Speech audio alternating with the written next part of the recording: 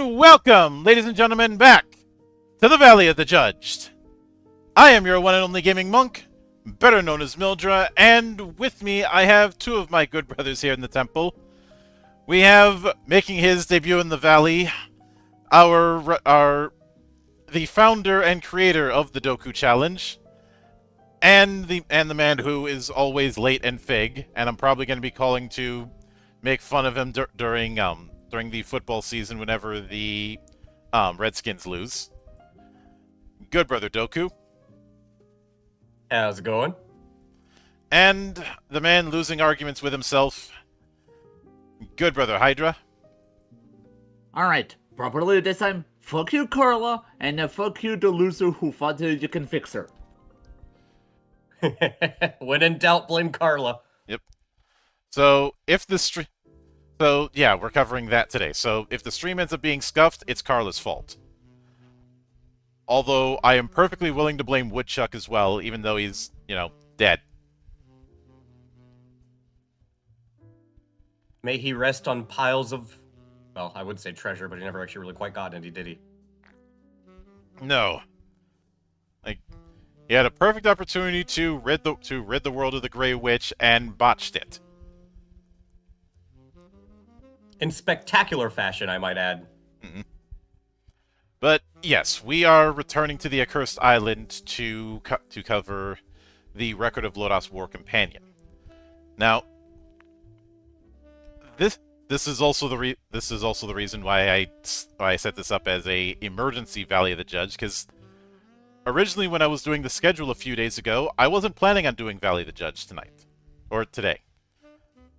It ended up happening because about a day or so ago, I get informed that that Aquid's translation of the Record of Lodoss War Companion, which we're going through today, was finished. Now, I'm glad that it is, because there is, as a longtime Sword World fan and somebody who's been delving a lot into it over the last couple years, there is one narrative that keeps coming up that continues to annoy the hell out of me and pretty much everybody involved with Sword World. The idea that Lodoss led to Sword World. Not only is that not true, it is only the case in the most pedantic sense. And we have covered that in the past, especially when we talked about the Lodoss World Guide that was for Sword World in 1997. And also, hey there, Flame Scion, welcome to the party. The Sword World was, even though both of them were under Group S&E, Sword World was Kiyomatsu's project. And Sword World and what we're covering, Lodoss Companion, were both under the S&E umbrella, but they were designed to fulfill two different audiences. Something you have to keep in mind when it comes to Japanese tabletop is that whole descended from war games thing that was the case in North America was not the case in Japan. I've mentioned this many times, but TTRPGs in Japan have traced a lot of the origin story to computer gaming. There was a lot of intersection between tabletop and computer gaming in the early years, and magazines like Comptiques serviced both. So the idea was computer gamers shifting over into TTRPG and vice versa,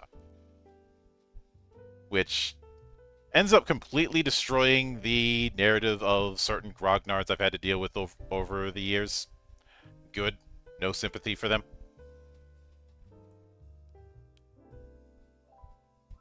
Because you've had this culture for the longest time of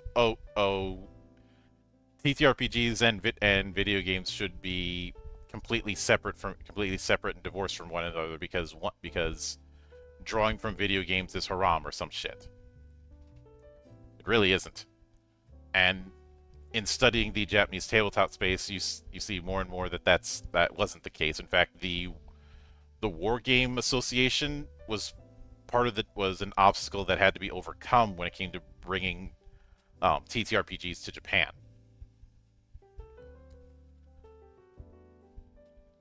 Now, Lodoss Companion was built. If you want to blame anybody for its existence, blame TSR. Because when Lodoss was starting to take off, Group SNE approached TSR about making it an official campaign setting. TSR was not willing to play ball. They either didn't pay attention until they decided to start making Lodoss books, at which point they decided to get the lawyers out. You know, the people who were really getting paid at TSR at that point in time. Some people want to romanticize TSR, but a lot of people forget how hated they were, especially in the 90s, because of the litigiousness and their crusade to try and quash any and all house rules that were put up on the internet.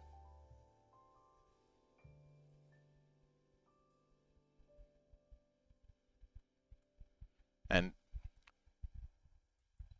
what we have here is the basic rules for Companion, which is what ended up getting made when TSR decided to tell them to pound sand. Now, we won't be going through all of it because there's a good chunk of it that is just scenarios, as well as some FAQs. But we'll be going through a good chunk of it today. Also, Doku, you're still muted. Oh no, I'm just letting you go. Yeah, there's some noise in the background. I didn't want to flood your stream with static noise. There's somebody mowing outside. Mm-hmm. That is fair. Now, this isn't going to be a very big book. I mean, it's only 149 pages, and like I said, a chunk of it is going to be taken up by stuff that I'm not going to be covering. That said, I will give the presentation that we have credit for the fact that we have hyperlinks and we have bookmarks.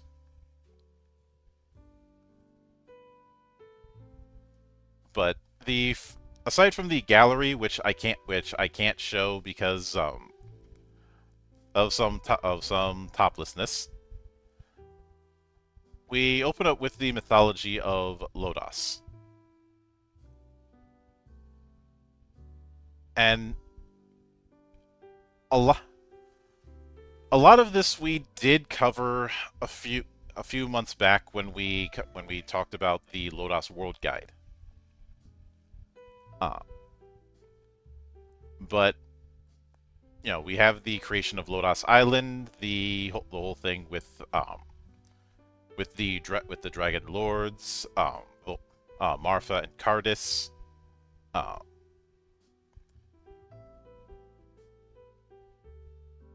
and the various eras. So you have the Ancient Kingdom era, so 5,000 years before the new royal calendar. The decline of the Ancient Kingdom.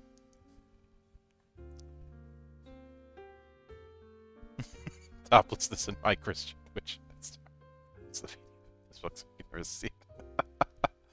God damn it. Brother A, I believe I put it in the Valley of the Judge channel for you. Well, for everybody. I ended up getting it shortly around the same time that it was announced. But we have the Ancient Kingdom of Castul. Basically the wizard-based kingdoms, and this is something we've covered before. The decline of it, so 2,000 years before the new royal calendar.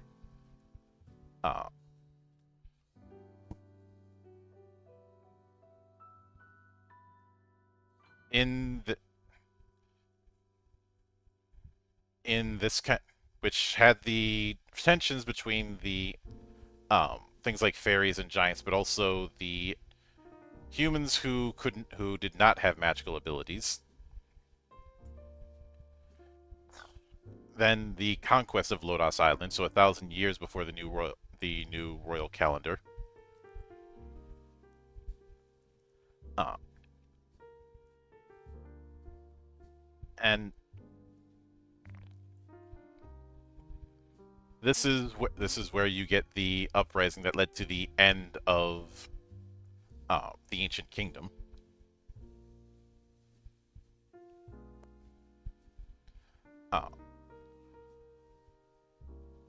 Which a lot of this is stuff that we kind of covered previously.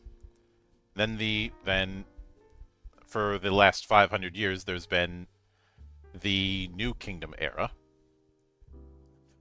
Thanks for telling us we never stumble upon it by accident. And of course, when Castul got driven out, new kingdoms started to form, which, given the fact that all of these kingdoms formed over the course of 500 years, that technically makes the new kingdoms of Lodoss pretty young by kingdom standards.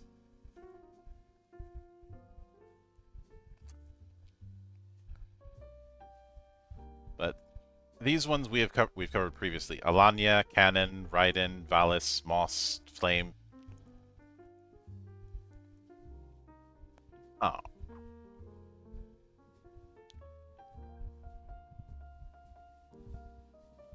And going into the different regions. But that's just setting the tone. If you want a more thorough deep dive on the regions of Lodoss, the Lodoss World Guide will suffice for that.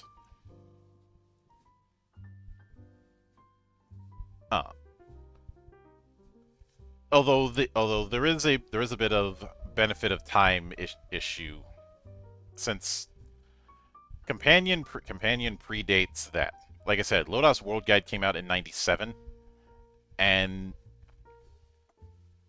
the Lodoss Companion was significantly earlier.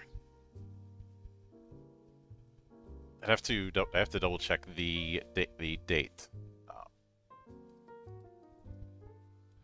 So give me one second. So Lodoss Companion came out in '89.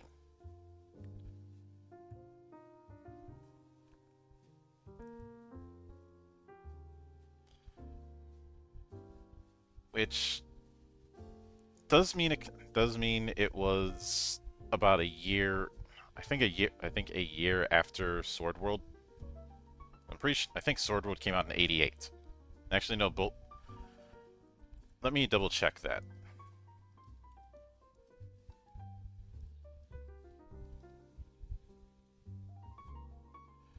Okay, never mind. Both of them came out in '89. The complete edition that we covered a while back was a few years in.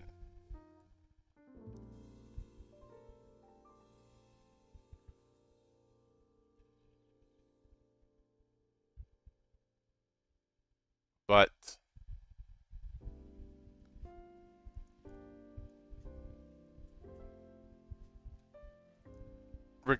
regardless, when we get into the rules section, which for those of you going through the PDF, that's going to be on page 23. This is where we're going to get into the real bulk of things. The real meat and potatoes, as it were.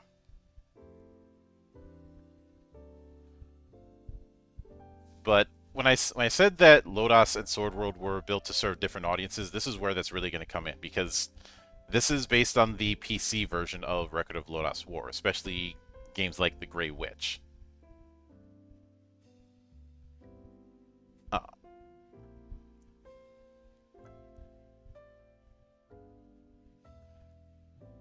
And just trying to take what was in that PC game and adapt it into a TTRPG.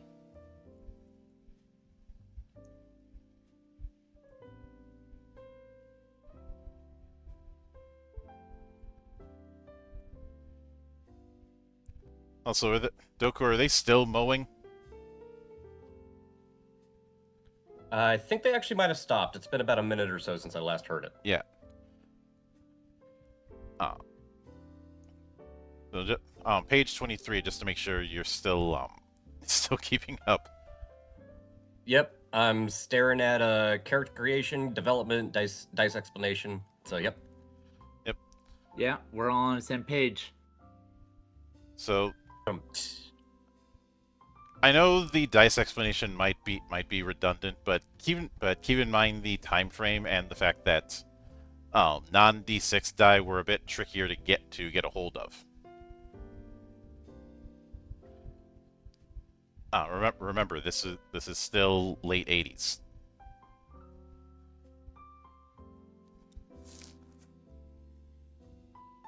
But the sections we're going to be getting into are, of course, character creation, development, the combat system, magic, action resolution, monsters, basic items, and advice for GMs. Well, advice for GMs we're going to be skimming because well, there's not a whole lot for me to dissect.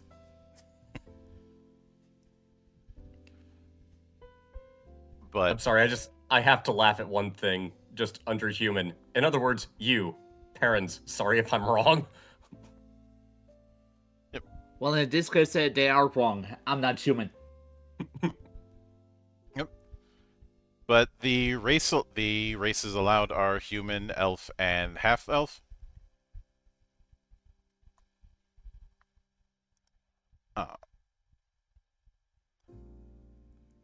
Obviously, they say when you say elf, you think of Deedlit, and I know you're thinking of Piratus instead, Doku, but something to keep in mind is that Piratus wasn't in the books originally. I do remember that one part, and it is a shame, because Piratus is the superior elf. Well, she would eventually make her way into the books, but the books that the OVA were adapting, she wasn't in there in the original books. But Ryo Mizuno liked the character, so she got brought in. She is the Daryl Dixon of Lodoss. Mm-hmm. Indeed. But of course, we have we also have half elf as mentioned and dwarf. So the races one would expect. I do like to say to all 3,005 dwarf fans across the nation, thanks for waiting. I'm glad you saw that too. You don't need to be beautiful as long as you've got strength, just like Geem, who stubbornly glared at the stars, whatever that means. Oh, I love how in the elf section they're already throwing shade to start the feud between the elves and the dwarves. Their special abilities include longevity and having no beard. The shade throwing begins right when you get to character creation. I love it. And that's what I know we're in for a good show if they're already willing to, throw shade out like this. So then we get to ability scores, which are represented by 7 stats. Strength, endurance, agility, intelligence, luck, physical beauty, and concentration. Each has a value of 5 or higher. The higher the value, the greater the ability. So strength affects combat in various ways except for magic. Endurance for being able to take a beating. It does say, but note that zombies don't necessarily have high endurance. And agility for speed of movement. They say, by the way, it has nothing to do with waking up early. Checking whether you wake up when put to sleep by magic is done with endurance. Let's see, intelligence. Normally, it represents wisdom and affects magical ability, but in this game, it also represents how perceptive you are. Good to note that. Luck, whether you're lucky or not, also affects resistance to traps and magic. By the way, Spark's misfortune isn't because this value is low, but because the player's luck is low. The shade throwing continues. AKA the dice gods show no mercy. Physical beauty. Beautiful people have always had advantages, both now and in the past. However, there are exceptions like fourth. Has a significant impact, maybe, on interpersonal relationships. All right, I'm rolling woodchuck and I'm putting all my points into physical beauty, just to break the lore. Oh, let's see. Concentration, commonly known as guts. Having a high value in this ability is useful in critical moments. That will be revealed later. Then for the classes, we have warrior. The people who fight who are just happy just punching things, regardless of principles or beliefs. Priest, and when choosing priest, you do have to pick. You do have to pick which god you serve. So of course, Faris, Marfa, Miri, Rahad, or Chaza. Faris, the supreme god. Marfa, the earth mother. Miri, the war god. You should understand. You should understand Miri's approach from watching Grievous's actions.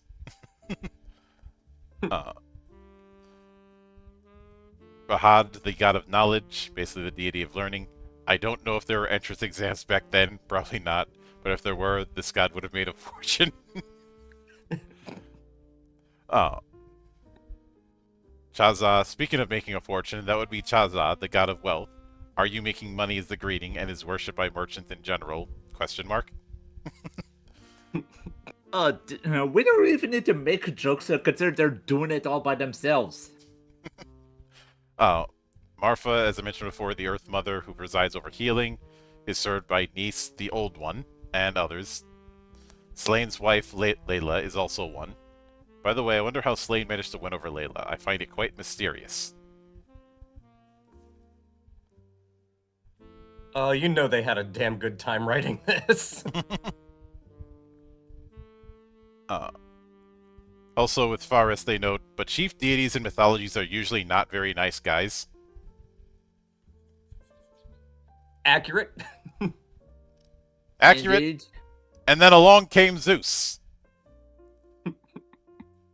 Now, he wasn't not just not very nice, but it was also, shall we say, had the issues with his libido. Let's put it that way. Look, we've all made the joke about how Zeus is responsible for half of the heroes in the Greek mythologies. But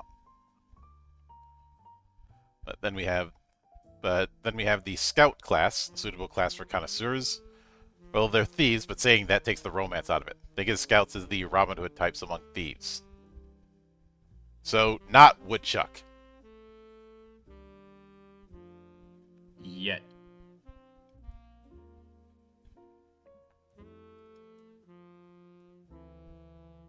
You know, before you keep going, though, it makes me wonder. I wonder what would happen if Zeus and Carla had a child. I'd like to retain what sanity I have left, thank you very much. We never know because Hera would probably make sure that the child never existed. Valid point. Very valid point. Thank you, Hera, for that.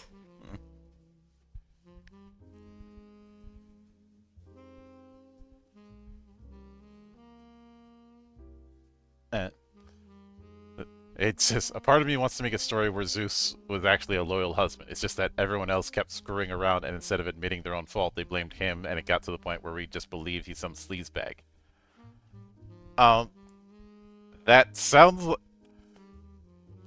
like the kind of thing I would have seen in the old Hercules TV series. The one with Kevin Sorbo? Yeah. Man, I forgot about that.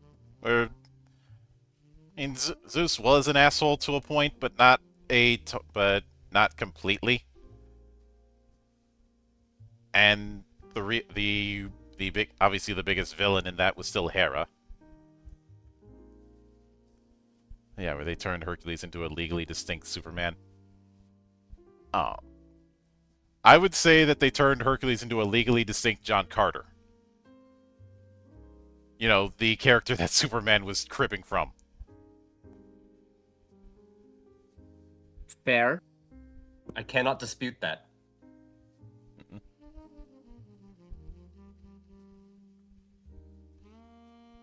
And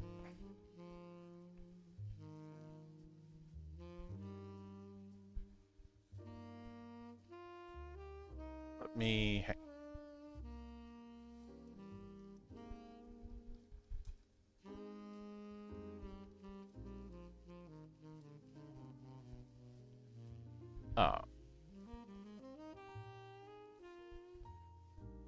But then we have knights, warriors with principles and beliefs. Ultimately, they're folks who want to serve something, whether it's a king or some ideology. Because of their faith, they can use common magic, though their combat abilities are slightly inferior to those of warriors. By the way, Parn is a knight. Hello, legally distinct paladin. Yeah, though because we're not dealing with alignment, we don't have to deal with that another order of that bullshit. Which is always a plus. Then we have Shaman. A spellcaster who uses shaman magic by borrowing the power of spirits. They have pretty good combat abilities too. An energetic soul who can sing and dance. Then Sorcerer, the quintessential magic user. When people say wizard, they generally mean sorcerer. They learn highly offensive sorcerer magic. And Wizard, the ultimate spellcaster who can wield sorcerer and shaman spell lines. However, they learn spells slowly and might be dead weight for a while, but let me share a little secret. At high levels, they can even learn priest magic. This is the same as in the computer version of Lodoss, so patient players should check it out. And within this class list, you do see some crossover with the class setup we saw in Sword World, but unlike Sword World, you're not picking from a group with XP spent. This is the good old you're picking a class and that's it.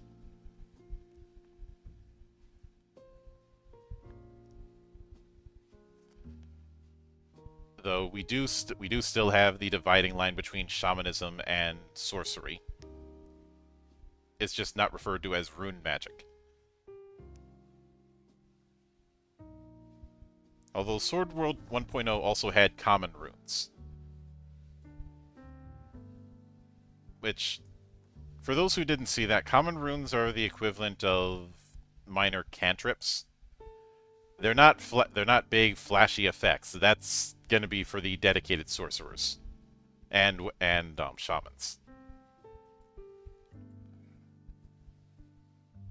But you know, your good old mage hand, your conjure water, that kind of thing.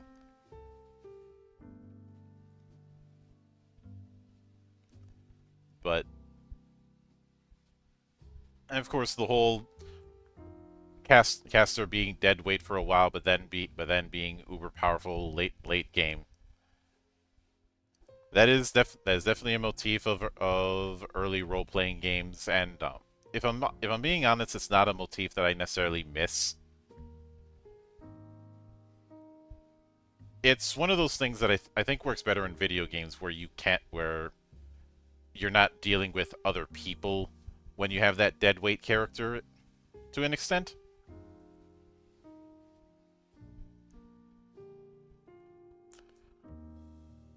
No, that makes sense, because in group settings, some people tend to get a little punchy.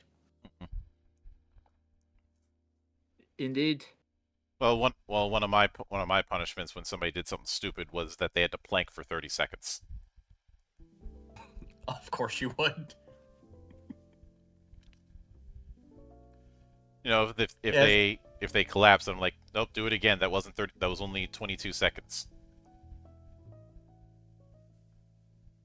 So in other words, don't play wizard if Mildred's going to be the one running the game.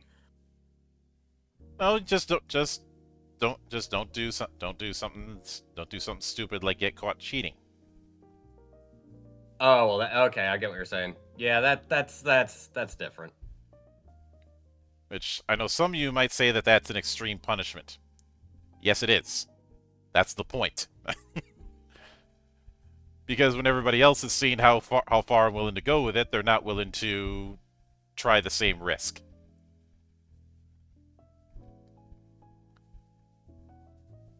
You know, if you can't do the time, don't do the crime. Yeah, sometimes people gotta learn through example. Indeed. Don't you mean make an example? Yeah, you know. Tomato beefsteak. Beast. Wait, now you got me thinking of how Patrick Mahomes puts ketchup on steak. Oh no. He will forever be on the naughty list for that alone.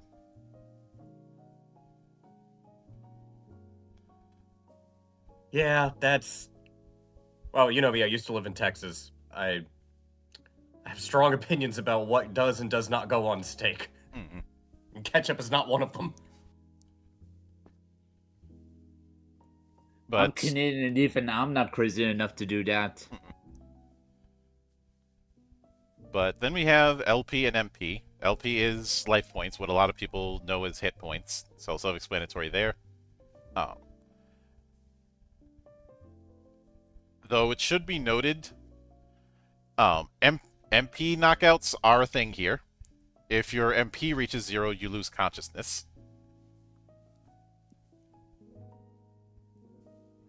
I'm glad they you are- differentiated... I'm glad they differentiated that MP stands for mental points and not mana points. Mhm. Because that makes it makes a lot more sense that if you go to 0, you pass out, lose consciousness. Indeed, like you don't want to starve your brain. Actually, that's exactly what is it wrong to pick up girls in a dungeon does with their idea of mana points, where if you hit 0, you go mine down.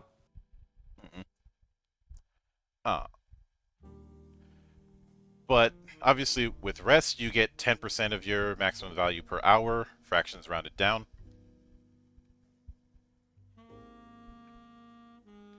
That kind of healing per hour is definitely of its time. It's something that you're not going to see me doing all that often. But then when it comes to skills, which is where a lot of the resolution is going to come in, well, we have a brief skim of them, and then we'll be getting more detail later on. So fighting skill is your ability to hit things. Defense skill is your ability to not get hit. Thief skill is your ability to do thief things. Magic skill is your ability to do magic things. Resistance, strictly speaking, this is not a skill. It represents resistance to magic. The higher this value, the less susceptible you become to hostile magic. And damage bonus for when you're making physical attacks, but you don't get damage bonus for ranged weapons.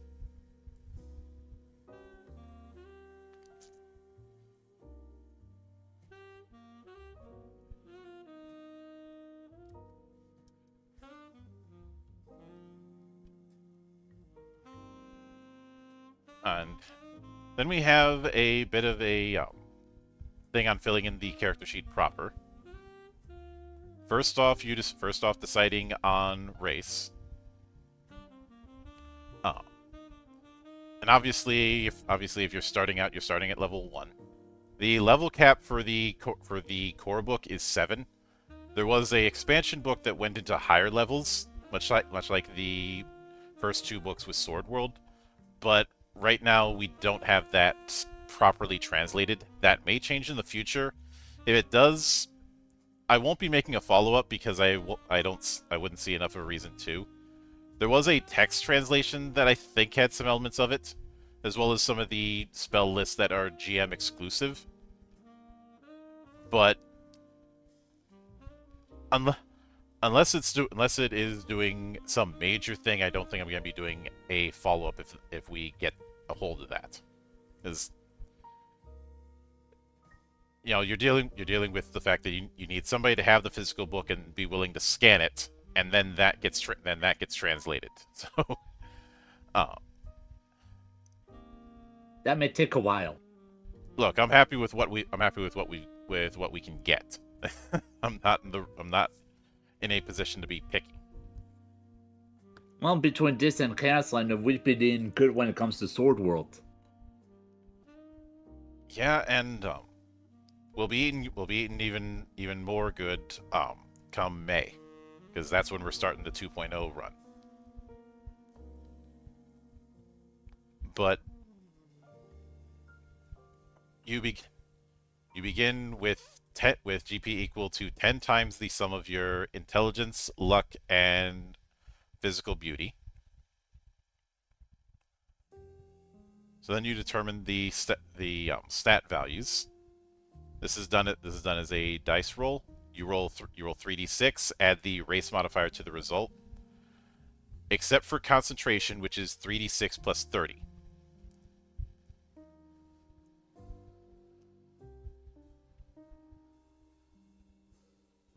And this is where the race modifiers come in.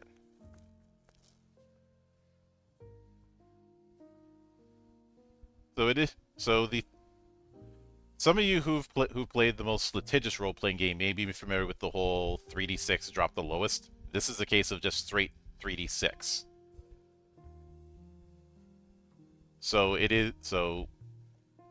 is not outside the realm of possibility that certain stats might start at 20 or above it.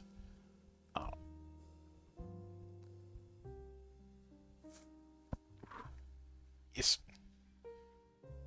And of course, with the race modifiers, it seems to be on a range between 4 to -2. Now, dwarves are getting -3 to agility. Yep. They do say there may be cases where a dwarf agility becomes 0, in which case consider it an unfortunate miscarriage and start over from the beginning.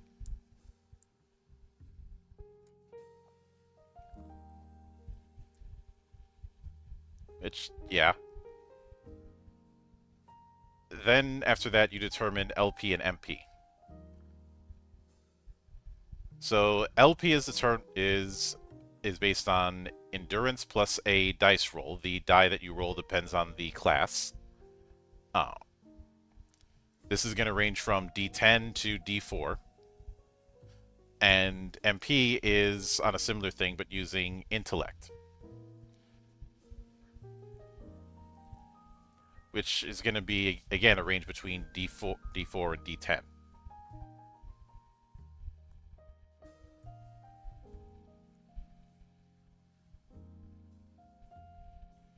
And hang on a second, because we do have a potential winner of the Doku challenge.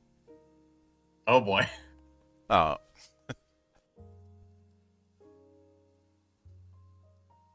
Also, I don't know why it just took my mind this long to come to terms with. Consider it an unfortunate miscarriage and start over from the beginning. It's like, bro. The shade continues. it's like, damn. It's a little dark. Not to mention, there we go. If the dice god really hates you, you could keep have it technically your first character death at character creation. Though, playing devil's advocate, the main way that you get an agility that low is by rolling at least two snake eyes and a 2. Oh, so this is what happens if Zeus had a child with Carla.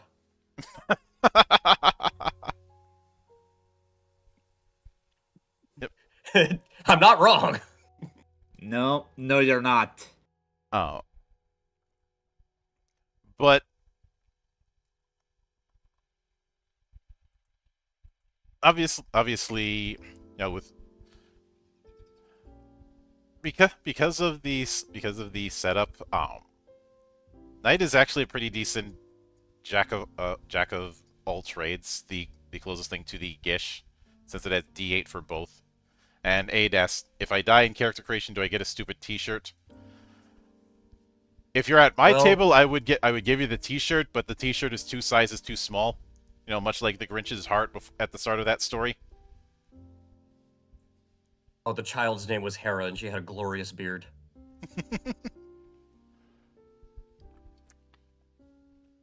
But then you also determine the damage bonus, which varies depending on the strength value. Which we have here on table 1.3. So every 5 points of strength, you get a damage bonus of 1, starting at 0 from strength 1 to 5. So it just means when you're hitting things in melee, you're doing more damage. Then afterwards, you determine skills. So fighting skill is strength plus agility plus class modifier. Let's see. What was D? Defensive skill is endurance plus agility divided by 2 plus class modifier. Thief skill is twice agility plus class modifier. Magic skill is intellect plus class modifier. And resistance is twice your luck plus class mod. The way these skills are generated reminds me more of the way certain skills and sub-skills work in basic role-playing, especially RuneQuest. And that is not a coincidence. We have made clear in the past that Ria Mizuno did cite RuneQuest and Lord of the Rings as big inspirations, and I've also seen him cite Conan the Barbarian as an inspiration.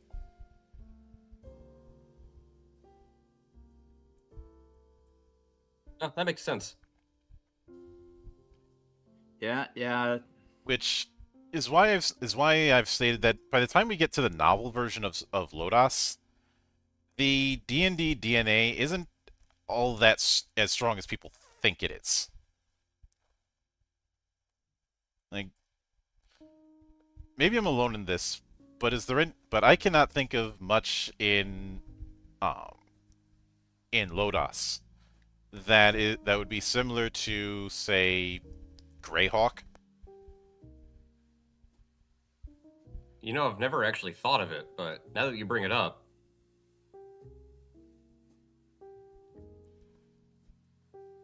I mean, maybe they kind of mirror each other slightly in some small aspects, but for the most part, no, they are kind of more their own animal, aren't they? Yeah. The point is that for as long as I can remember, there's been the line of Lodoss being Japanese D&D.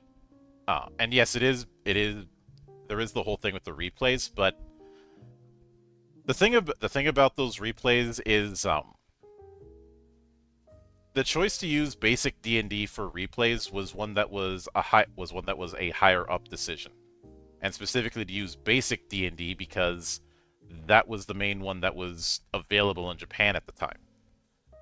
It would be several years before AD&D First Edition got translated.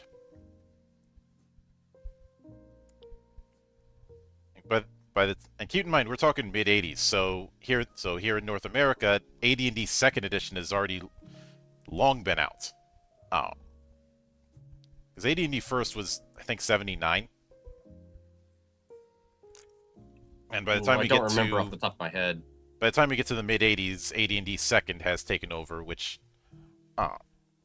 I'd say is where the real explosion of D&D in the '80s really comes into play. Was AD&D Second, not First.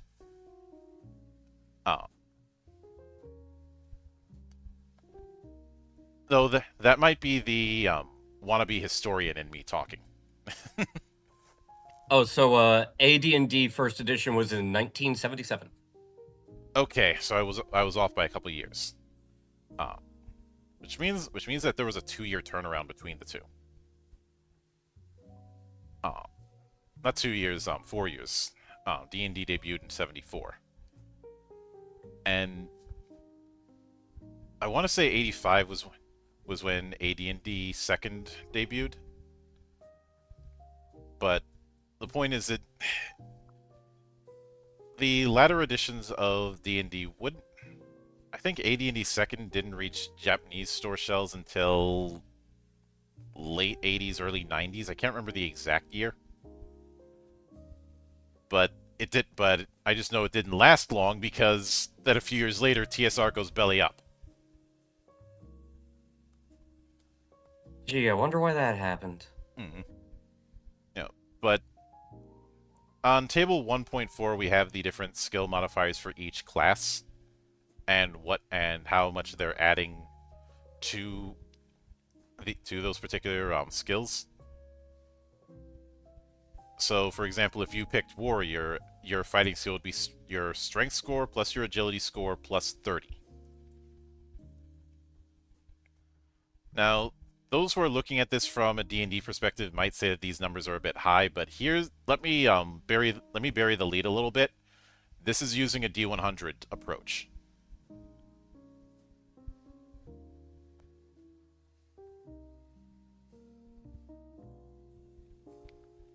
But yeah, no, that seems fairly reasonable. That makes sense. Yep. But throughout the book, you'll have these little interludes like Grievous' adventures, which is mainly here to be a bit of an example of different chapters.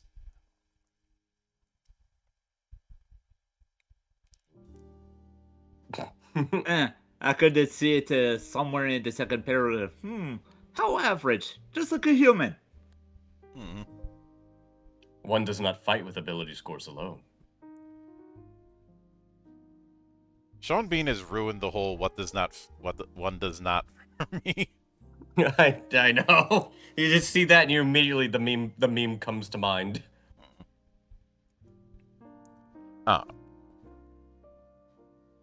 Then again, on the other hand, aside from a few things, I feel bad for his casting because it's not like there was the intent of having him die in almost every role he's in. But he is very good at it. But then we have a further aside of until the party is formed, where it talks a bit more on the importance of character creation for TTRPGs. A lot of this may sound like no shit to people who are even moderately experienced with TTRPGs, but this is where I have to reinforce something I mentioned before. Lodoss Companion was written with a computer gaming background in mind, i.e., people who had played the Lodoss computer game and are moving into TTRPGs in 1989, where for whole generations this is going to be their entry point. I know that for some that's going to be unthinkable, but again, that is the context that this game was born in.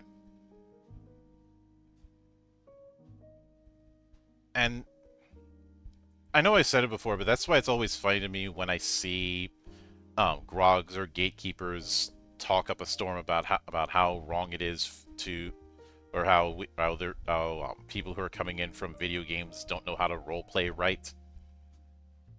Which is an argument I saw be brought up to my damn face a couple of years ago. Oh, I bet that was fun.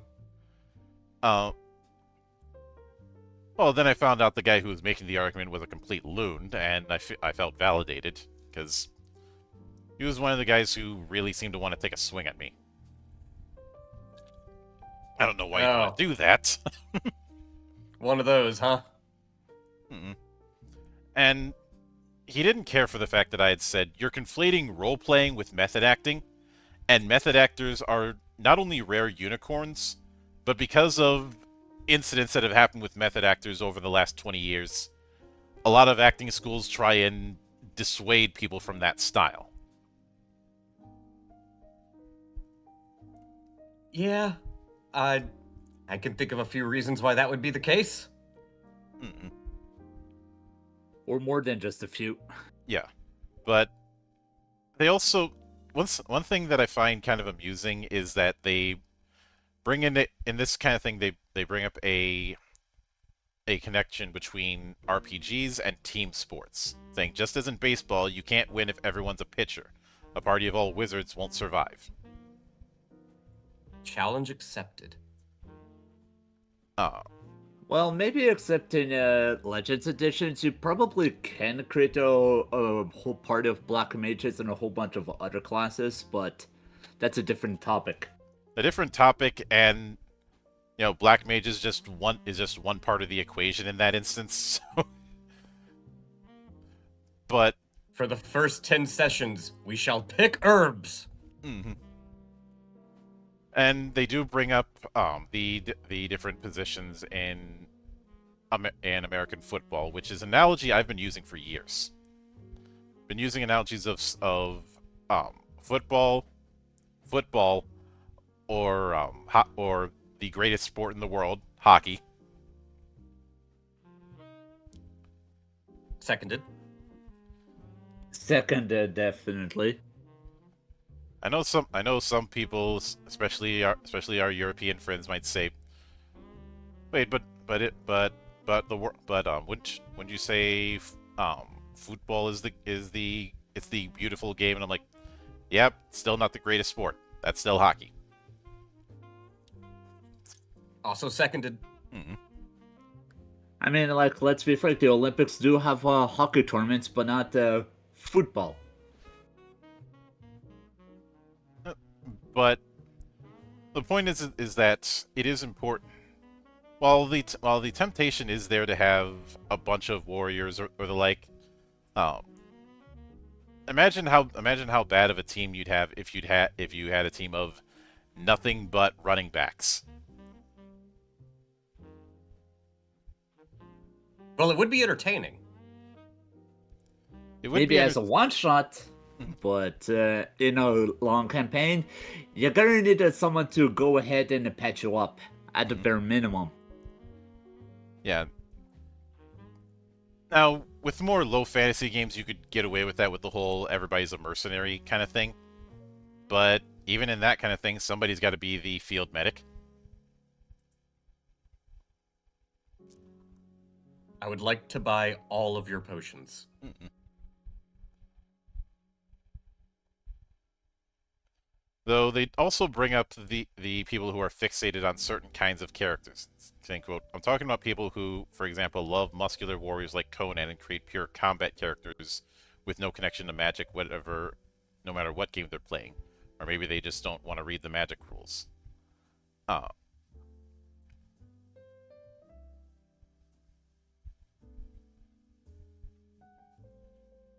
And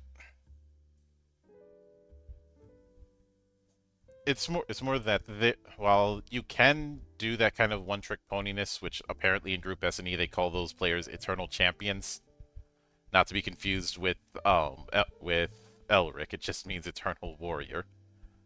I think we all know that one person who plays the same damn class every campaign. Yeah. Yeah, indeed. I know that one thing I had considered, but I didn't do for a campaign once, is have everyone pick from a handful of cards, and the card that you pick determines what class that you end up having to lead into. I could easily do that with Legend Edition if I so choose. Like, everyone picks one card from the top of a deck, and that determines what class you're picking. But That actually does sound sort of a nice way how to throw in a little bit of chaos. That's something I would do for a beer and pretzels kind of thing. But usually I try and write a primer to make clear what tone the game is going for. So if I'm doing a campaign where you guys are a bunch of crusaders, probably best not to pick Thief.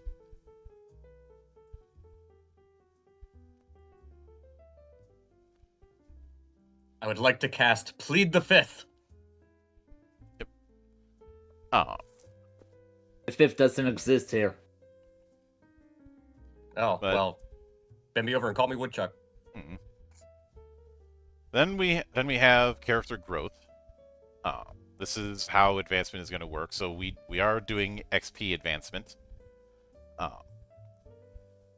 The XP totals might be a bit odd, but this is based on the XP formula from the computer game, which was the value needed to reach the previous level times 1.7. Although it says, but for us humans, managing such awkward numbers is troublesome, so we use nice round values. Again, I enjoy the semi-self-awareness within the text.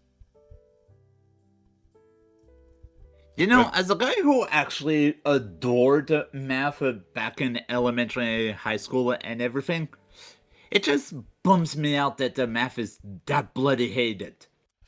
I don't mind math, and I do think the math matter when it comes to TTRPGs is a little bit overstated. From the outside looking in. On the other hand, I got along with my math teachers the least, because I had multiple ones throughout my years that were very anal about the proper method and showing every single step that you did in calculation,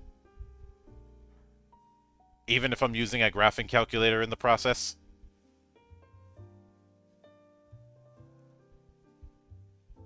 Despite the fact that the assignment just said to solve the problem, not to show every single step.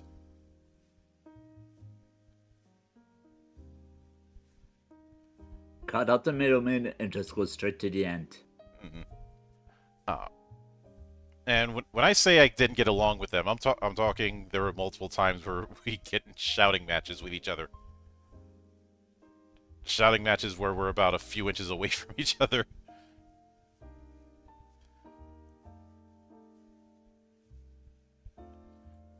Because it would always be a case of, you didn't do this properly, and I would just respond, the proper way that you claim is stupid. Is stupid and it's creating more problems than it solves. Oh, that sounds like just another Tuesday at Carla's Cheesecakes. Or breakfast at Tiffany's. Alright, if I ever end up running this, I'm including both of those.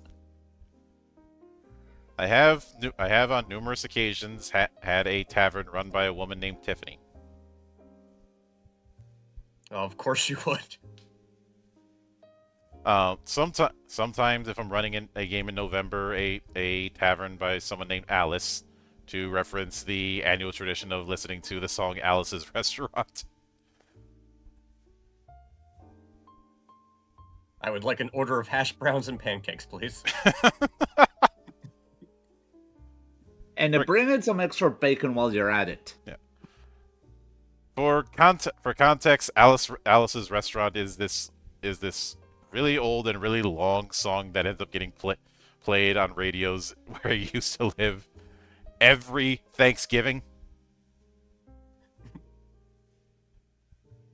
for years on end. It was a tradition.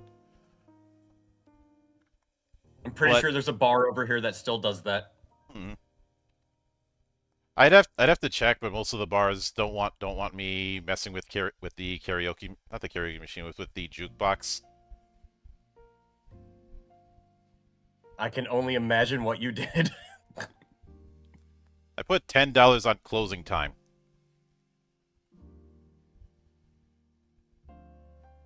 I mean, I would appreciate it, but I'm not sure I can speak for all the patrons. That and I think there was one time where I found a Lionel Richie song and I put $5 on that, so that played on loop. I know that there's a comedian who has that as part of his bit of abusing the jukebox, but I was doing it long before him. Oh, this is why I love the digital jukeboxes, because there's two bars where we kind of have a very strong overlapping crowd. Mm-hmm. And every now and then, when we know somebody's at one or the other, we'll just start trying to troll them by taking over the digital jukebox and just playing songs that we know they hate. Well, and doing it on repeat. I specifically used Closing Time because that got way overplayed where I was because Minnesota. Yeah, that makes sense. But and when we have increasing stats, increasing LP and MP is rolling another die based on the class. We already covered that. When it comes to skills, each skill increases by 1/5 of the skill modifier for that class. And at every odd-numbered levels, shamans, priests, sorcerers, and wizards learn new spells.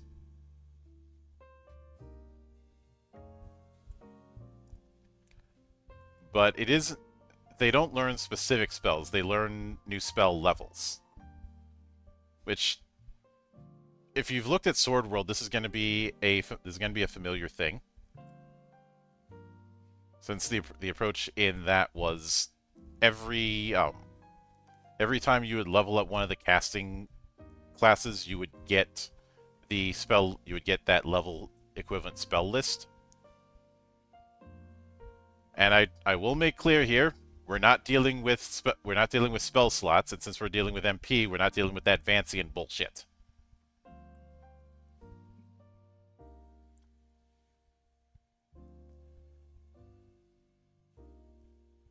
But we have it here. So for shaman and priest, it works the way you'd expect. The next level of magic every odd character level.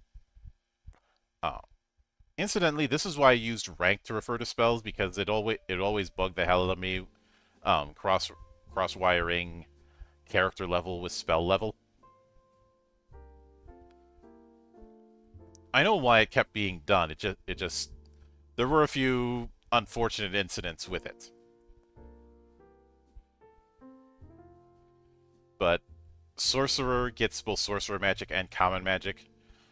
Wizard gets sorcerer magic, shaman magic, and common magic. And learn it alternately. So if you're picking wizard, you want to be the castiest caster that ever casted.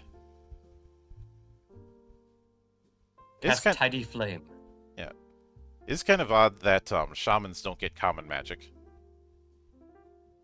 In fact, the only ones who get it is sorcerers and knights.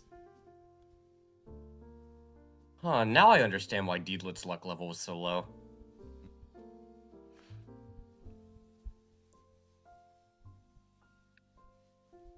She did get nut blocked by King Cashew, after all. Mm-hmm. But then we have Mora using Grievous as the example.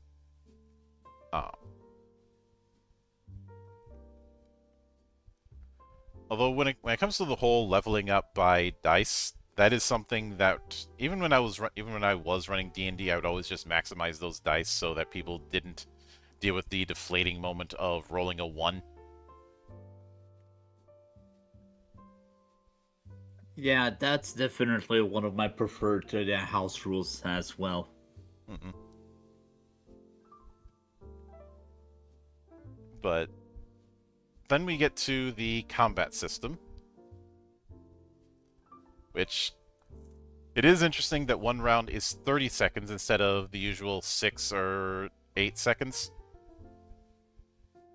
I cast first rig fire, second rig fire. On the other hand, I think some people are going to scratch their head about the fact that we're not dealing with grid combat, because that seems to be a brain rot moment. But remember the whole wargaming thing where that was really prominent have a major foothold in Japan.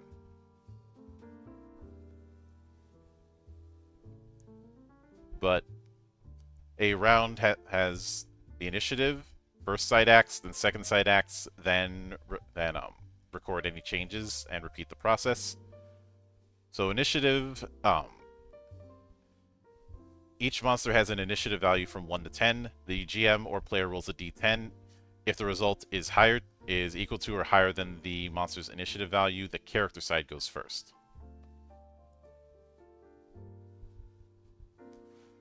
There isn't a case of rolling for initiative to determine turn order. It's more of you're rolling to see if you act first.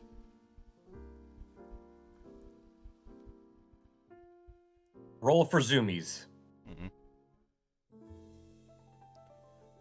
Which is definitely always nice. I never really was a big fan of crisscrossing initiatives. Just like who gets to go first. Now I do that with Legend Edition, but there are mechanics that it's built around, like the ambush rules, the ambush feats, as well as sneak attack for thieves.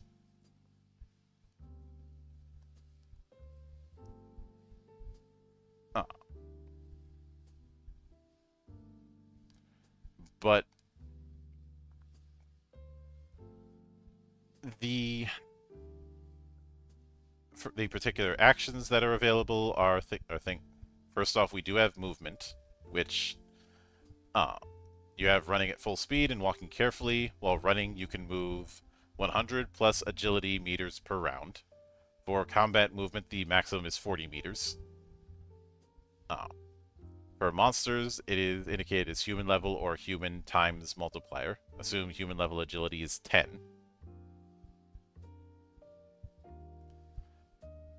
And for attacking, which is going to be very important in combat, of course. The number of attacks you can make is based on class and level. This kind of thing is the closest D&Dism that we have here. Multiple attacks based on level was a thing. It was a thing in early D&D. Though we don't have any weird things like 2 attacks every 3 rounds, which always was kind of weird to me.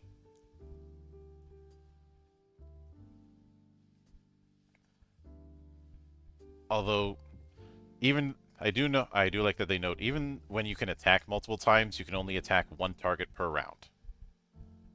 And ranged weapons only get 1 attack a round. Which I'm fine with. I mean, I've drawn a bow before. You're not doing that very quickly.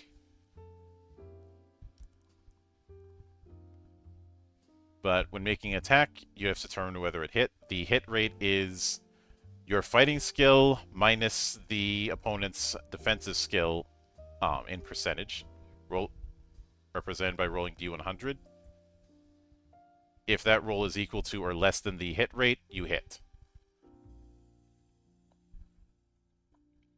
So attack minus defense, and that's the TN you got to roll under. I did say this was a percentile approach.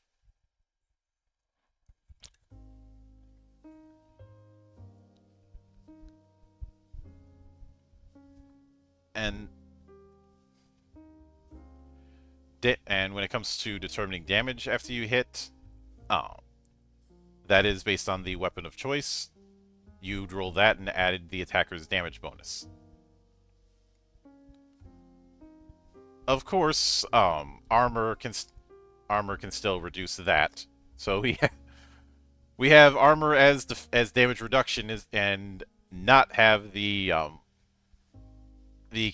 case of dodge plate.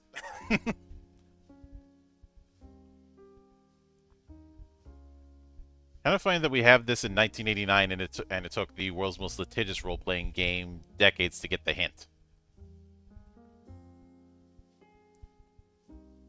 Unfortunately, some people still have not gotten the hint. Mm-hmm. Yeah, they're called grogs, and they are always my whipping boy. But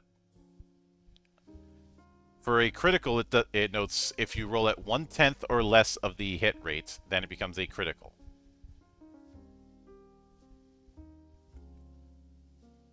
Which that is definitely a very basic role-playing thing to do. And in this case, you're not doing double damage, you just ignore armor.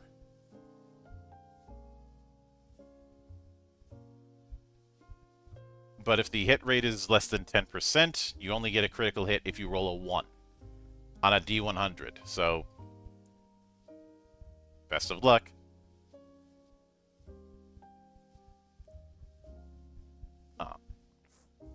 Of course, then we have you can move and attack, but when you do so, your fighting skill is halved. You can cast spells. You can take a defensive stance, which if you do that, you get a defensive and resistance skill plus 20 effect.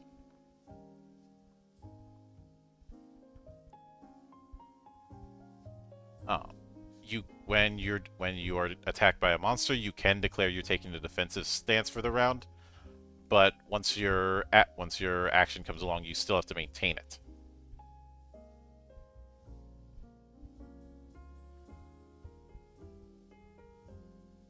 And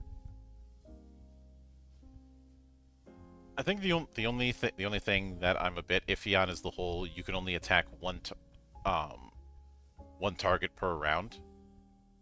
Because if you're dealing with a case where you are not fighting multiple opponents, then those multiple attacks that warrior and knight don't get as much use. That's just me though. I think if I was running this, one thing I'd house rule is removing that. If only so that warrior and knight and just melee focused characters are going to get more chances to shine. I would not do a degrading penalty because I don't see a need to.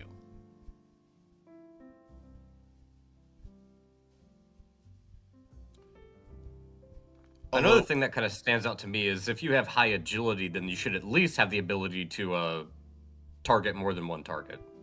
But that's just my little 2-cent drop. Yeah, that's why the whole one target per attack like that bugs me.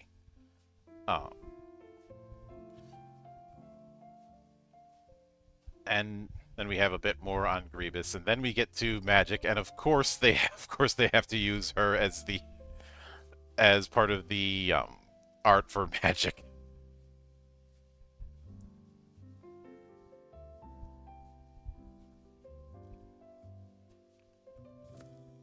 That's what you get for ordering hash browns.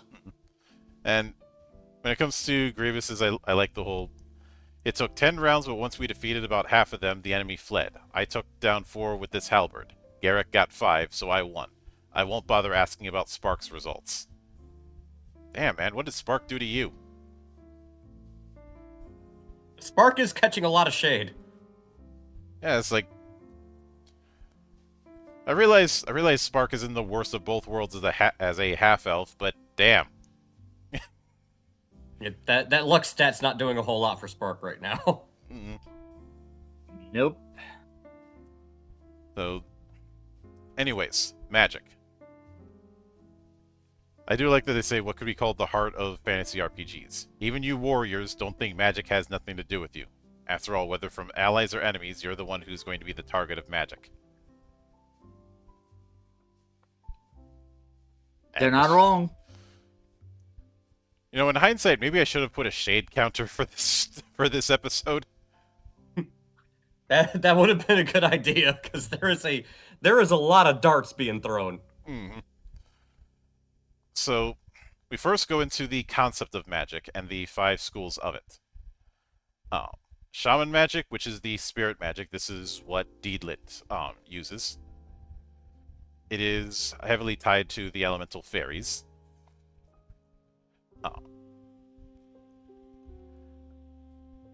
And we very much saw that when covering the Shaman Magic and Sword World, where each spell was associated with one of the elemental spirits.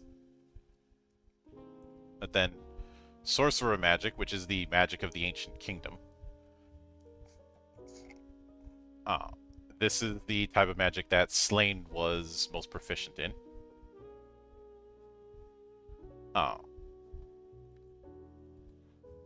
Common magic is just magic that's used with common speaking. Priest magic, which is the magic of priests. And demon screens, the kind of magic that's used by dark elves, demons, and dark mages. Demon Scream is not going to be in this book. It is a GM exclusive spell list. Much in the same way that dark magic for dark priests and dragon magic for dragon priests was in Sword World.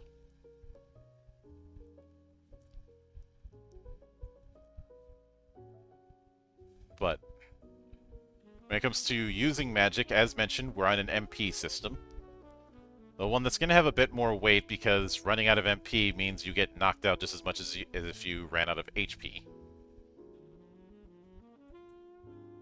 But it takes up an action, you would spend MP, and if there is a resist value, then the target has to make a resist check.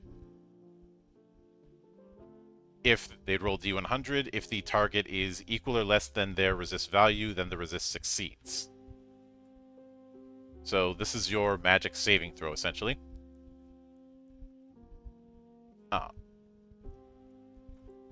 They also note spells that alter the same values do not stack.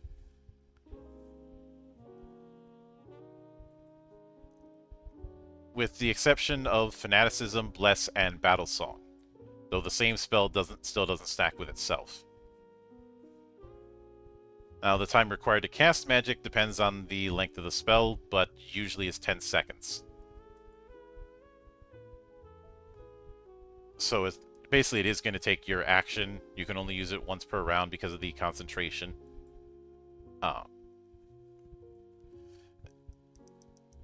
If you don't have enough MP, you can't cast the spell. If it would reduce your MP to exactly 0, you become unconscious at the same time the spell is cast.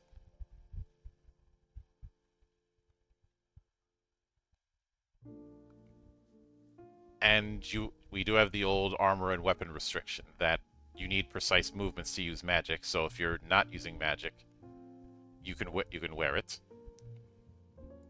So if you're a caster, you're going to be squishy. I do look good there and add in a little, but if they're not using magic, you can wear them. Mm-hmm. Yep. But then we have a bit of explanation on the spell list. So obviously the name, then the area of effect, then the range, whether it's single target or radius effect. Of course, you need to still see the target. Though there are special rules for summon area of effects. The data for the summoned monsters is in the monster list. While controlling them, all the monster's abilities can be used, including magic. While controlling a summoned monster, you cannot perform any other actions. Also, if the caster is injured, their concentration breaks and the monster is immediately returned to its original world. And the monster acts on the caster's turn. The fact that you that if the summoner takes a hit, the summon dissipates is a nice touch.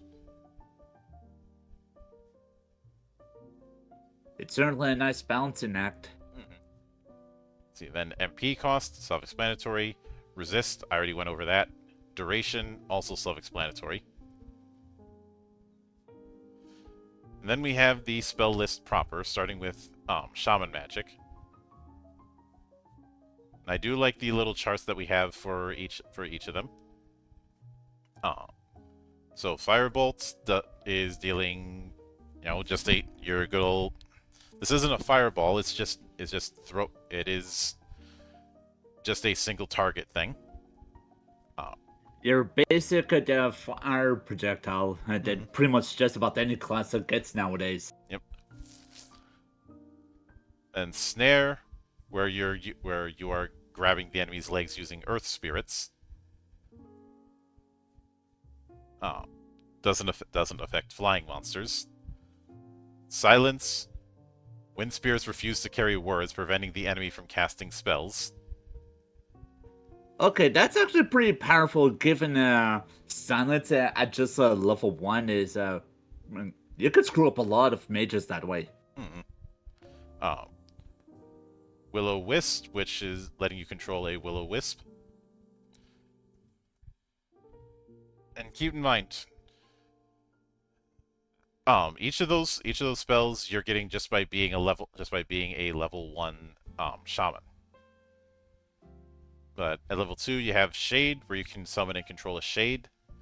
Invisibility, manipulating light spirits to make you invisible. If creatures don't rely on sight, it has no effect on them. If you do anything aggressive, it breaks. Then Push, which lets you move an object weighing up to 200 kilograms in d10 meters in a desired direction. Fixed objects cannot be moved. So we could throw a motherfucker into another motherfucker. Then Shadow Body, which wraps you in a cloak of shadows, protecting against physical attacks, and basically gives you a 20-point boost in defense, which, given the way the defensive skill works here, that's a pretty significant boost. It's effectively reducing the hit rate of attacks against you by 20 on a D100 roll. I could definitely see that being a must-have at any level. Oh yeah.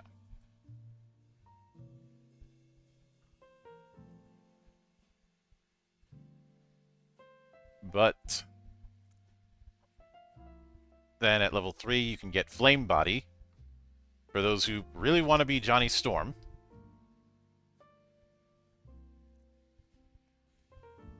Basically, you do fire damage to anything that comes within 1 meter of you.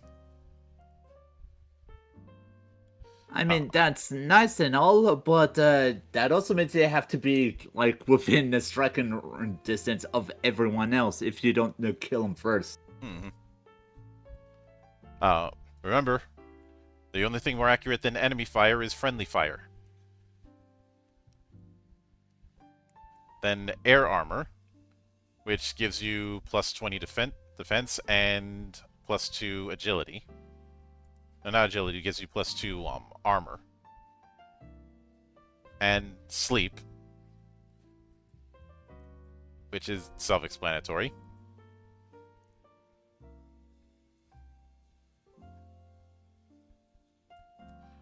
But then at level 4 we have...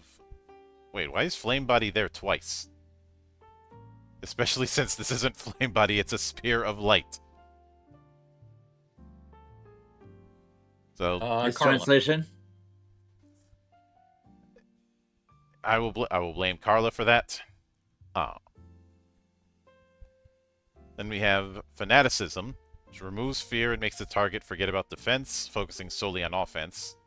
Gives plus 50 to fighting skill and minus 30 to defensive skill, but it does not go below 0. And Confusion, which each round there's a 50% chance of attacking the nearest target. On rounds when not attacking, a defensive stance is taken.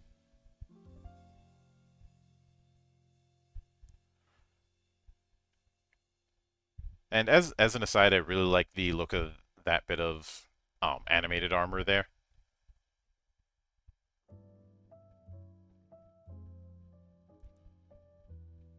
I mean, why not have some kind of magically controlled suit of armor?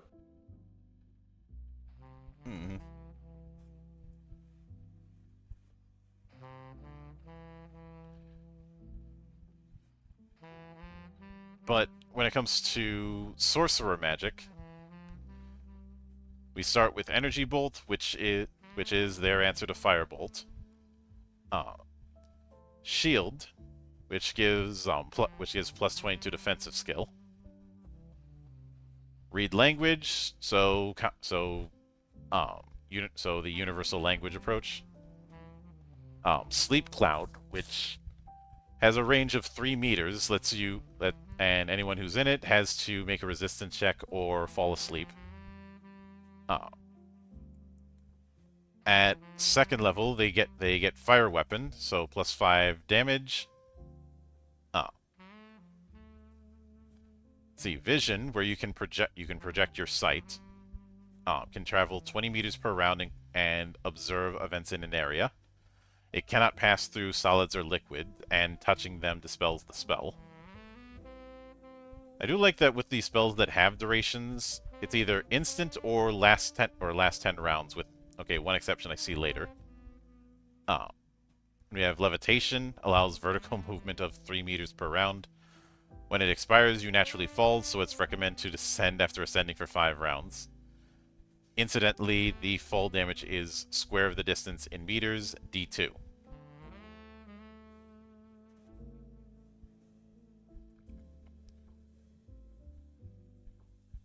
So, It's an argument that levitation only works on yourself, because I could definitely see some shenanigans if you put it on an enemy, send them way up, and then enjoy the fall.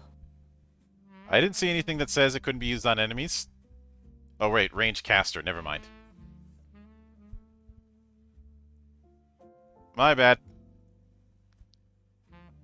Then Spider Web, which is an immobilizing effect. And at level 3, you can get Dragon Tooth Warrior. So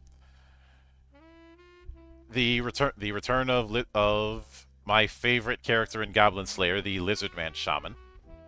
I knew you were going to mention that, because that's the first thing that came to my mind. Mm-hmm.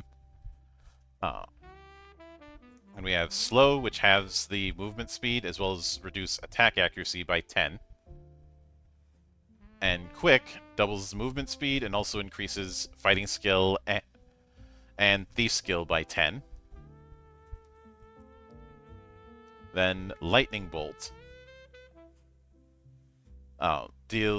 which deals damage in a 20-meter line. So this isn't chain lightning. Deals 3d10 plus caster's level in damage. But then at Sorcerer at level 4 at 4th level, so this would be 7 character levels. Now you get Fireball. The Fireball that everybody knows. Which has a range of a 5-meter diameter. And Teleportation, which has a range of 6 people. Doesn't cost much. By registering with the Sorcerer's Guild, you can instantly travel between guilds. I am glad that they make it clear what you can travel between when it comes to teleportation, because I have seen people abuse teleport a bit too much. Though, oh, you can go anywhere. The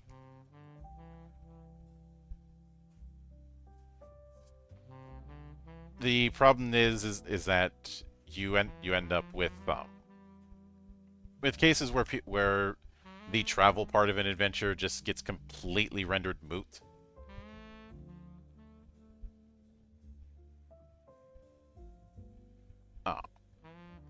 So if you're gonna have teleportation in your fantasy setting, I prefer having it where it's fixed points or element of risk, or sometimes both.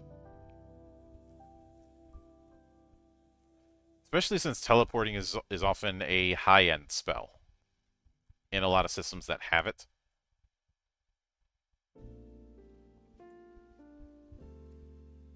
I feel like if you're going to do that in a game, as a house rule, I would require you to recover the Elder Scroll first.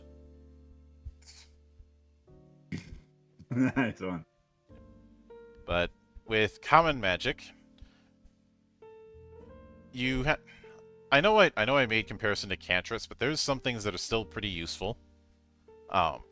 counter magic for 1, which is giving you a resistance bonus of 30, and that can be shared with up to 6 people. So that's something to cast before you go delving underground.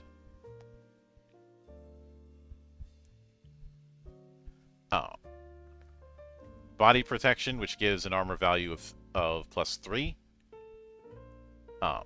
Light, so your dancing lights. Detection, so this is your detect traps. So it says a successful thief skill check reveals the exact type, also detects magical power. So it isn't a win button when it comes to dealing with traps.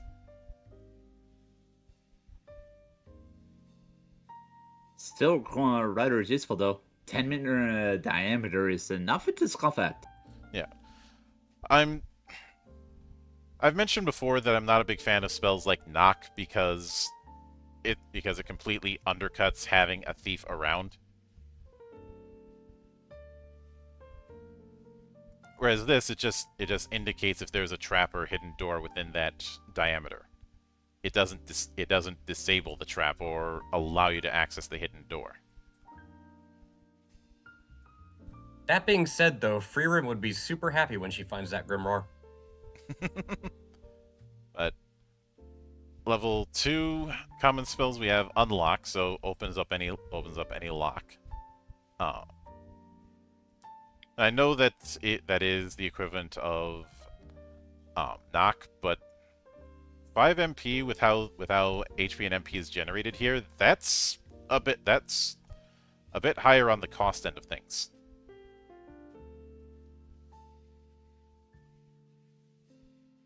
But enchant weapon allows you to enchant a weapon, gives fighting skill of 20 and +3 damage. And level 3 common magic is Dispel Magic. Can dispel spells with the duration of 10 rounds. And only costs 5 MP. So Knights being able to use common magic is actually more useful than it might appear. So I take back the comparison I made with Sword World's common runes. I mean, every spell I'm seeing right now is useful in given the right scenario. But then we do have priest magic, and I don't think we're going to be dealing with specialized priest spells like we did with Sword World. But healing is your cure spell. Transfer mental power lets you transfer MP to someone. This can restore consciousness if somebody's MP is 0. Turn undead, which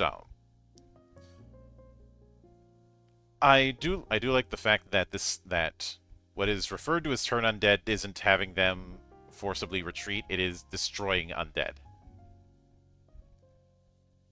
And it isn't built on some hit die restriction or something like that. No, it's a case of undead, I'm spending 5 MP, you're all gone. I mean, there still has to do a resist check, but I've always felt the idea of turn undead is meant to be the kind of room clear to deal with large groups of, say, skeletons or zombies. Would have been mighty useful when I'm playing Resident Evil. But then we have wounds, which you cannot take if you're a priest of Marfa. And bless, which gives +22 fighting skill. And holy weapon, which normally does +10 to fighting skill and +3 to damage. Against undead, that goes to 50 and 10 respectively. Ow. Man, Priest really doesn't like undead. Then, at 3rd level, we have Cure Injury, so a stronger version of healing. Sunshine, which gives sunlight and also slows movement of undead, as well as gives them a -20 to fighting skill. Feign Death, so this is your fake death spell. I do like that they note playing dead has no effect against animals attacking for food. So you can't play dead against the bear. So no playing possum. Yep. Though they do note if the target has will to resist, the spell has no effect. And then neutralize poison at 4th level does exactly what it sounds like. Cure paralysis does exactly what it sounds like. And cure disease cures all diseases. And I take it back. We do have specific spells for the different gods. Each of these would be treated as a 2nd level spell, so that means you would get this particular spell when you reach level 3. So Ferris has command an enemy to stop movement for 3 rounds. Miri has battle song, up to 6 targets, lasts 10 rounds. Gives a fighting skill bonus of 20, a damage bonus of 5. For 10 rounds, the caster cannot cast other spells. Also, if the spell is interrupted by sleeping, paralysis, etc., the spell is dispelled. Bard song, is that you? And Chaza doubles luck, meaning you're less likely to trigger traps. Also increases resistance by the amount of luck. This can be added to counter magic. Very nice. Rada gets alert. When hostile creatures approach within 30 meters, you can sense their number and direction. And Marfa gives level restoration. Those who have had their level reduced by undead can be restored with this spell. However, the experience points are set to just having reached that level. If there's one thing from a lot of old school RPGs that I do not miss, it is level drain. Yeah, that can stay dead.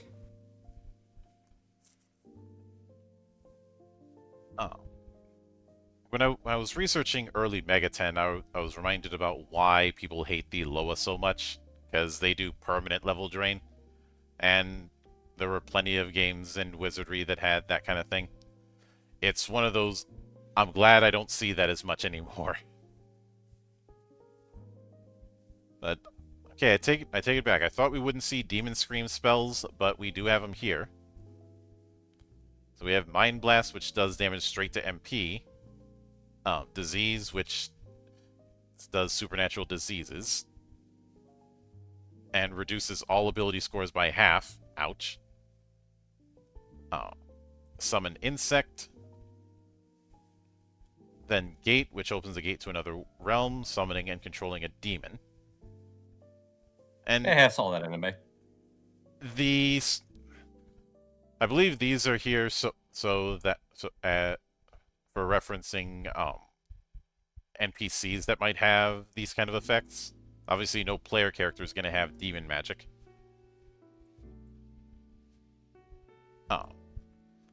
Then when it comes to action resolution, I kind of mentioned this ahead of time, but this is a D100 based approach. You're looking at the skill value, you're trying to roll under that with a D100 check.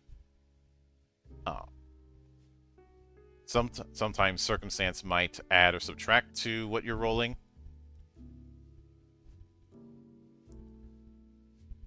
And the skills we've already covered. Fighting skill is going to be used for combat, but also for strength checks.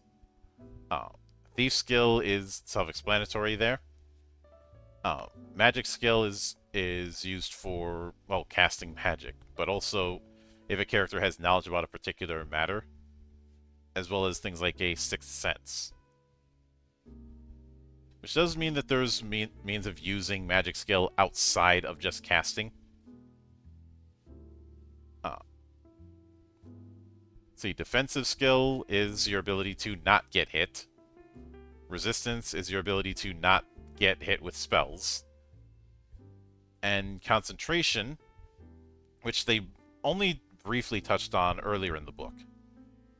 So when making any skill check, you can declare you will make a concentration check. If you roll below your concentration value on a D100, the action succeeds spectacularly.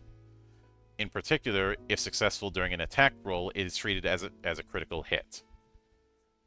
This can also be attempted after a normal skill check has failed. If you attempt the CN check first and fail, you can still proceed to make the normal skill check. This ability does not improve even as your level increases.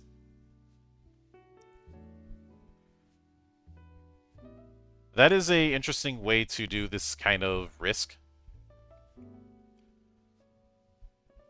And remember, concentration has is gonna have a baseline of 30, and unless you lucked out on your die rolls, whatever you started at level 1 with concentration, you're stuck with that.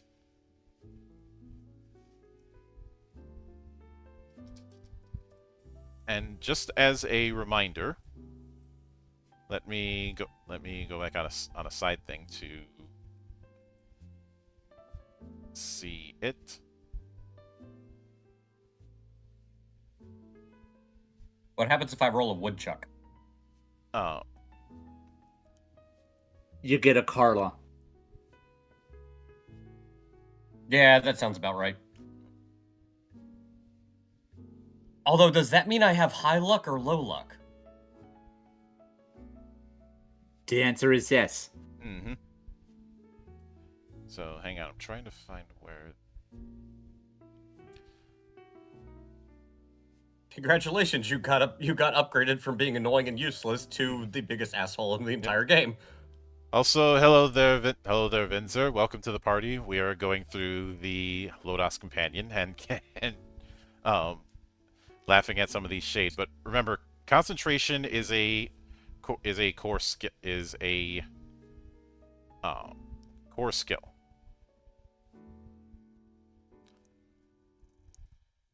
And the way it was generated is 3d6 plus 30, which means at maximum, and this is if you got really lucky on the dice, concentration is not going to go higher than 48.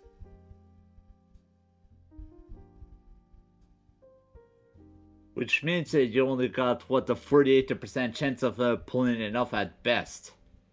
Yep. That is at absolute best if you got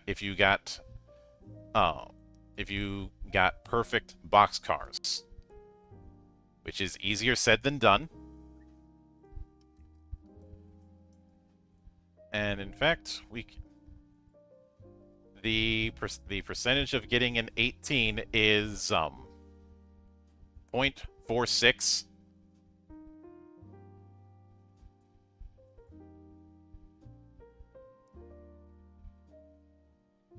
Huh. I wonder if it's a coincidence that also is half the expected lifespan of your average adventurer.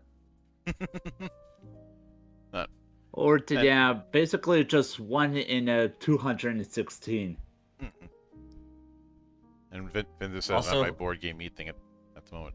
Hope that's going well for you, man. I appreciate you spending time in my monastery.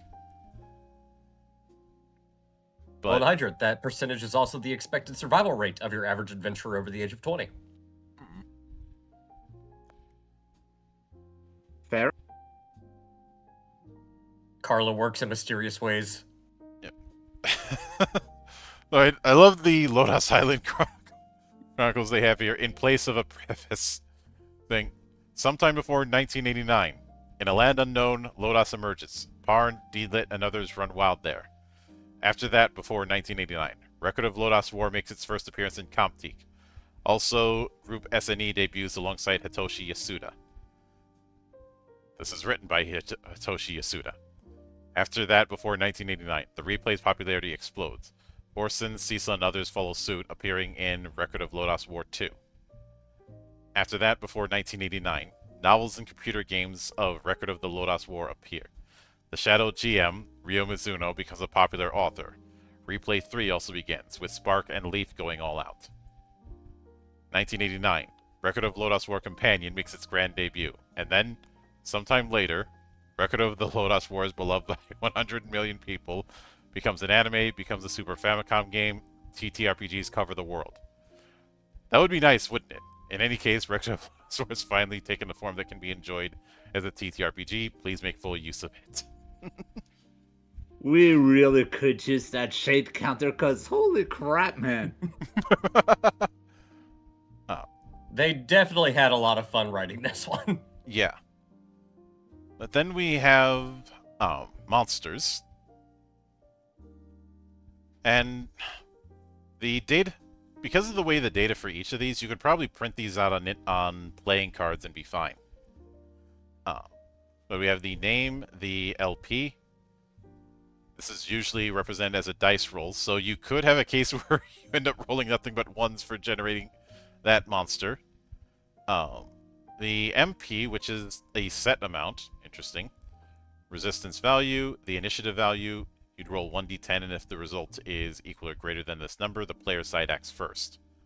I think if you're dealing with a group of monsters, you're using the highest initiative value of the monsters in that encounter.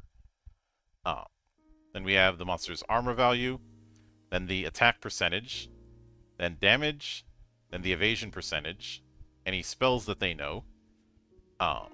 If the spells add the caster's level to damage, treat the caster level as 0. Then movement, then the XP awarded, and any special abilities.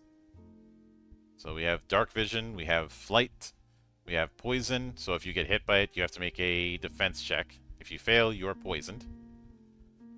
Poison is represented by damage to life points and can either be fast-acting or slow-acting. The former does damage immediately, but only affects once. The latter does damage every hour until it's removed by magic or an antidote, or until you die. It's noted as 2d10, for example, for fast, or slow-acting being d8, well, slow.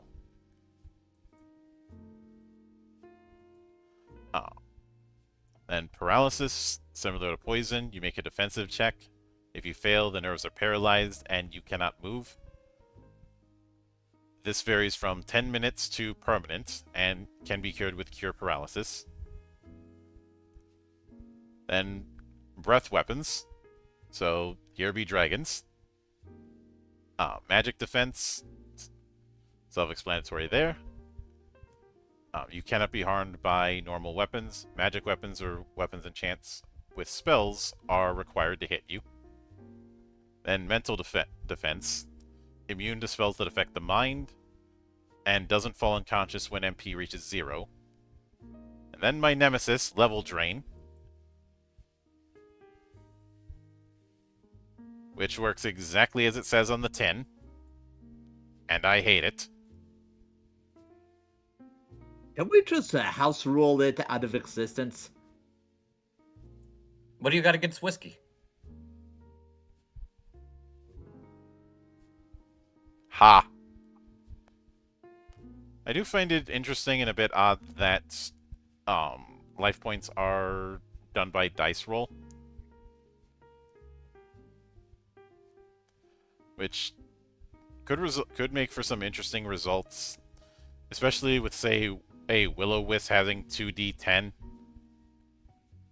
So imagine if that ends up maxing out and you have a very tough Will-O-Wisp with 20 life points.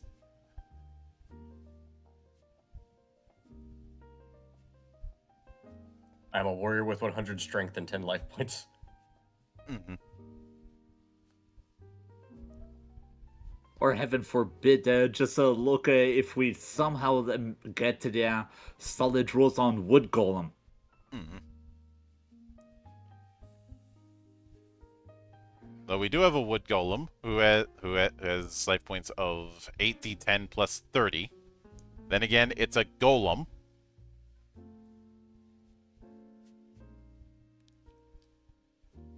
And wood does not compress easy. There's a reason nobody's going to try and use a longsword to chop down a tree.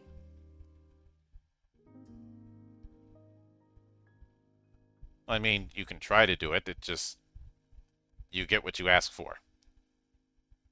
There's a very different type of woodchuck. Mm-hmm. And probably more competent. We have Probably. wolves, ghouls, which they do put in parentheses, undead monster. Then gremlin, goblin, a goblin shaman, a kobold, a shade, a giant ant, a giant bat, a sylph, a snake. Why did it have to be snakes?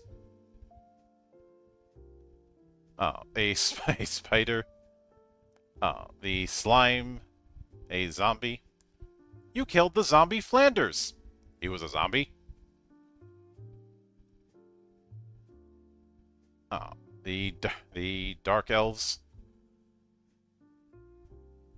which it's interesting that they put or more with these. I guess to note if you have a higher tier version. So I'm not sure how much that or more is supposed to be. Probably at the GM's discretion. But you see that also with Dark Priest and Dark Magician. I summon my Dark Magician. Wrong game.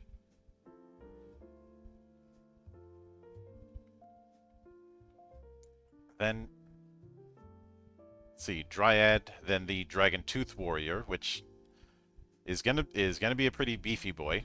I mean, its LP is 40, 10 plus 10. Resistance is 80, so it's gonna be tough against magic. Attack is 75%. Evasion is 30. And has magic defense and mental defense. So, if you're up against bandits, breaking out a Dragon Tooth Warrior might be a little overkill. Yeah, that's breakfast at Tiffany's. And not to mention, consider that we, as players, we do have the option of summoning one. Yeah, good luck at trying to tell someone to get in your way. As a reminder, mental defense means mental-based spells just don't work, and with magic defense, it means any non-magic weapon that hits them does nothing.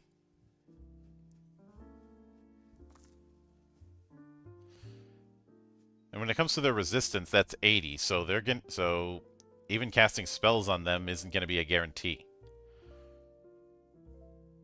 Which makes the experience points you get if you beat one make perfect sense.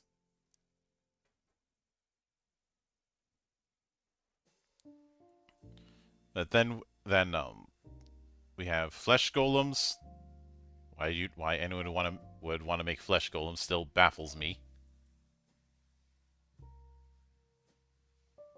When in doubt. Yep. Then bear. The thing that probably lives rent-free in Stephen Colbert's head. Probably. And hobgoblins, then minotaurs, which minotaurs only give 100 XP. Seems a little underwhelming.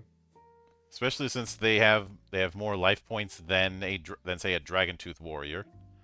But on the other hand, they don't have that same level of anti-magic resistance. They just are able to hit people really, really hard. Yeah, I guess they're not quite a full stack of pancakes. Yep. And rats and wraiths, werewolves, werebears, were-rats, and wights. And I will note when it's talking about movement as either human level or human level times 2, that is basically you calculating the movement range as if they had an agility of 10.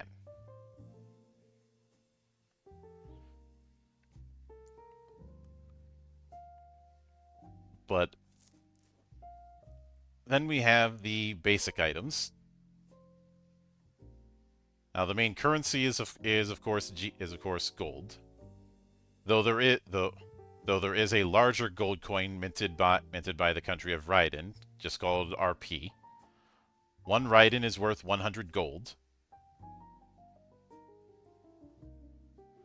Oh.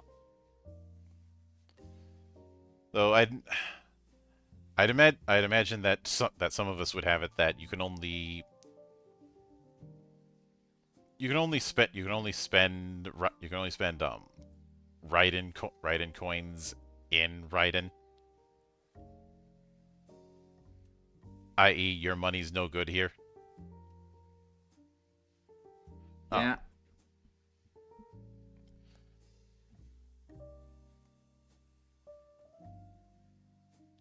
But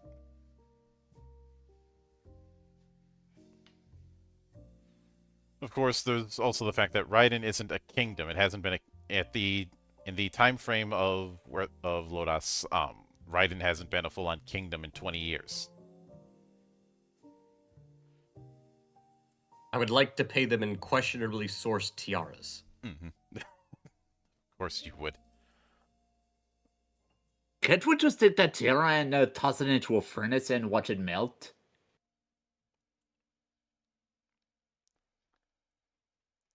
I'm pretty sure the Tolkien estate would have a word to say to us about that. I was just thinking something similar. What is the true threat? The ring or the tiara? Yeah. I do like that they decided to eschew weight. The item lists don't include weight. This isn't an oversight, but intentional. We judge that it's better to play the game according to common sense that everyone has, rather than worrying about detailed numbers. After all, carrying 10 swords or having 3 spare sets of armor is ridiculous just to imagine, isn't it? In such cases, buy a horse. I mean, they're not wrong. And I I know I don't see anything disagreeable about that statement. I know some might have an issue with that, but once again, it's important to look at the full context and what this game is trying to do and who it was trying to appeal to. Especially since we're dealing with people who were computer gamers in the late 80s.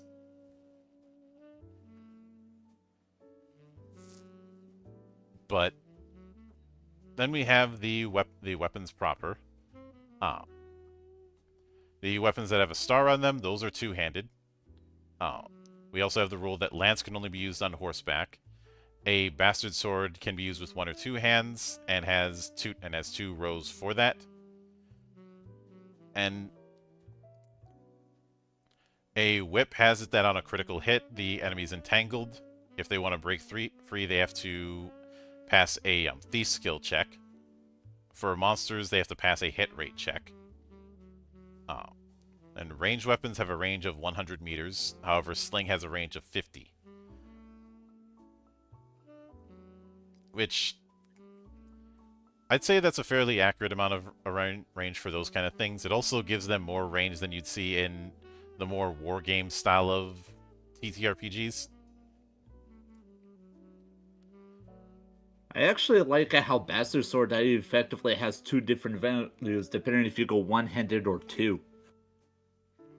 It's certainly a step up from +1 damage if you're using it two-handed. Agreed.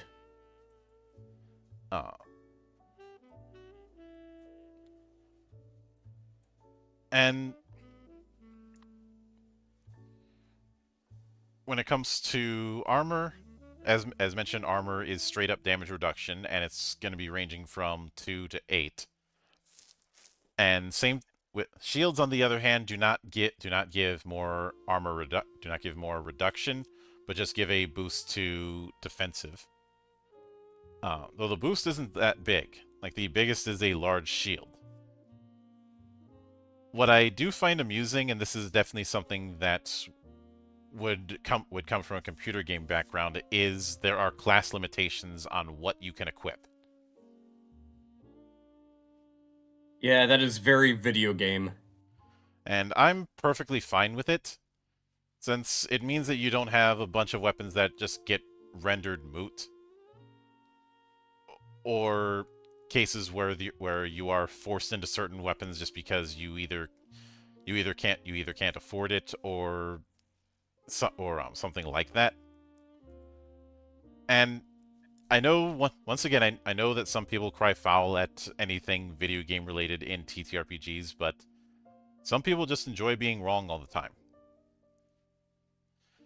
I am a plate mail wizard with a staff and a large shield. Hmm. Especially when you already have this kind of thing baked in with a lot of early games anyways. This is just codifying it. Like you had the whole wizards cannot wear metal armor in early games for various reasons. This is just being a little more specific on who can use what, instead of it being a broad thing that you could blink and miss. I mean, to be Excuse me. bless you, Excuse me. bless you again. Gesundheit. To be fair, the only missed opportunity here is watching two plate mail wizards cast lightning bolt at each other and see who dies first. There are other games that can handle that. This isn't going to be one of them. Because I think what's going to make me roll my eyes is inevitably seeing someone say, "Well, I want to use the rules for this, but hack it so that it's in Greyhawk or Mystara or their own setting." I feel like if I'm picking up Record of Lodoss War Companion, I want to run an adventure in Lodoss. Well, you know, there's someone who's gonna want to run Carla. Damn it. Anyway, after that they go into magic weapons and armor. This is where we get your plus one effects. The price for it is 10 times the normal rate for a +1, 100 times for a +2, and 1,000 times for a +3. But each plus gives a 10-point bonus to fighting skill, a 1-point bonus to damage, and obviously it goes up by 1 for the next 2 tiers. For armor, the armor value increases by one. For shields, the defensive bonus increases by 10. Which means a magic shield is actually going to be significantly useful. I was gonna say that's a pretty significant upgrade. Mm-hmm. Especially compared to a base shield, which is not going to be a very high increase. I mean, just a small shield would jump a +1 jump from 4 to 14. Mm-hmm. On a scale of 1 to 100. So that's nothing to sneeze at. But Yeah, that's almost verging on a slightly out of balanced upgrade. Not quite, but getting a little bit close. mm-hmm. Of course, having a high defensive skill does not necessarily mean you are invincible.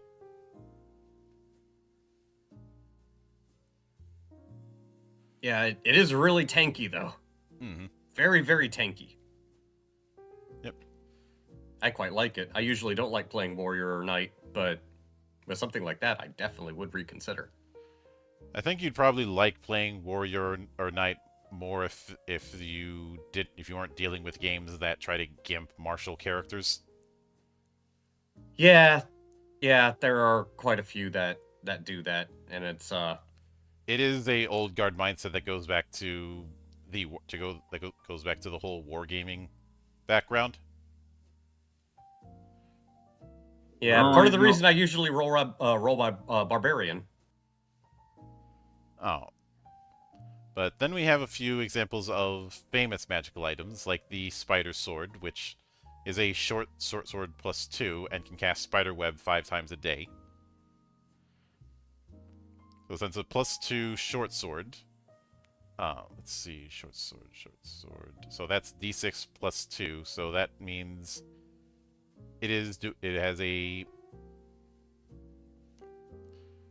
that means it's D6 plus 4, so it's a short sword that's actually it's D6 plus 6, so it's a short sword that's doing more damage than a bastard sword.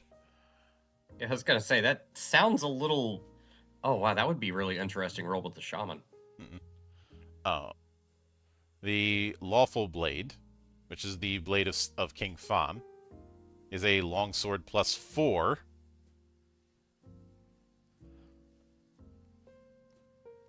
That's a little bit ouchy. Which means, let's see, longsword, where's that? Ah, there it is. So that's D6 plus 8, and a plus 40 to fighting skill. So about rolling warrior or knight again. Uh,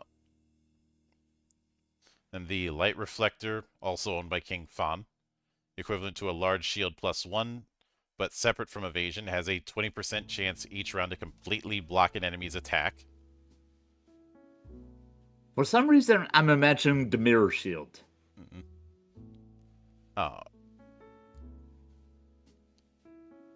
So that means it has a you have that 20% chance as mentioned, but it also has a defensive bonus of 22.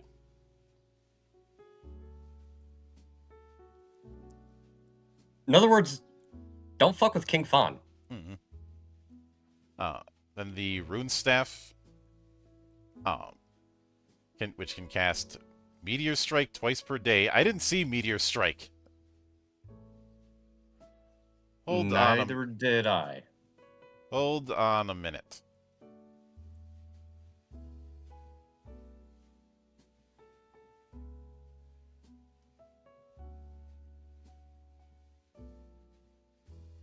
Yeah, Meteor Strike's not in the book. That's I think it might be in the core rulebook, like the 1.0. It's probably in the second book because that's meant to be the ultimate sorcerer spell.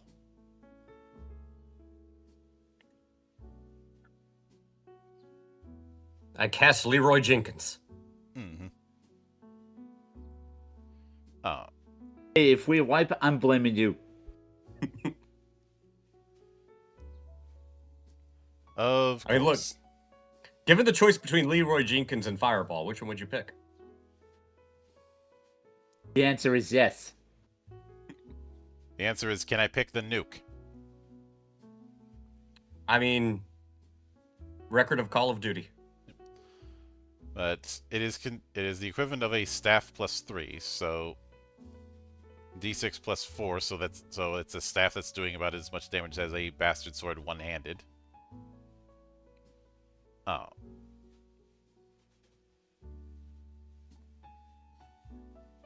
And giving plus 30 to fighting skill. I swear if I ever run this, I'm changing that to in-game rules that this is Grandma's slipper.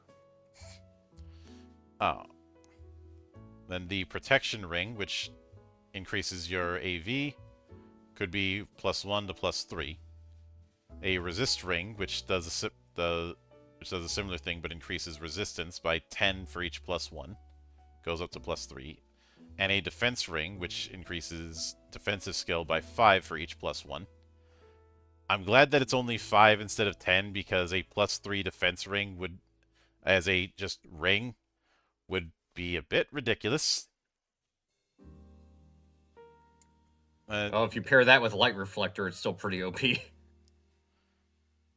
Yeah. Oh. Then of course some of the other items being an inn and food, getting horses. Getting a horse is not cheap. A pack mule costs 500 GP, and a full-on war horse costs 2,000.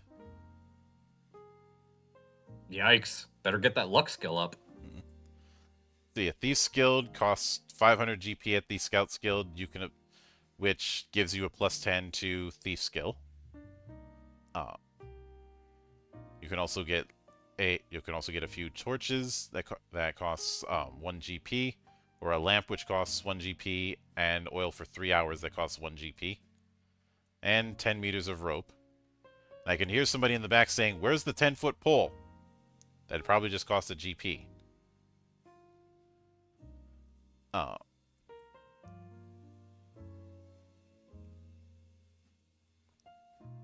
But then they do have a bit of advice for GMs. First off, when it comes to experience points, these points are not divided by the number of players, so it's the same no matter how many people defeat the monster. However, the points are merely supplementary. The largest source of experience points is what's called mission points, which are awarded when the scenario's objective is achieved. These mission points vary depending on the importance of the mission to the degree of which it's accomplished. As a guideline, it's appropriate to award enough that characters level up after completing 2 or 3 missions. If they fail, consider half that. This is to prevent the game from becoming a slaughterfest. In other words, XP from monsters is negligible compared to mission points. Which is the very fancy way of saying PTFO, or play the fucking objective. It also means it's easier to reward or penalize characters. Oh. It also means that you don't have the bullshit of someone killing an NPC and then trying to get free experience out of that. Hey man, I'm kind of fed up with the whole murder hobo approach.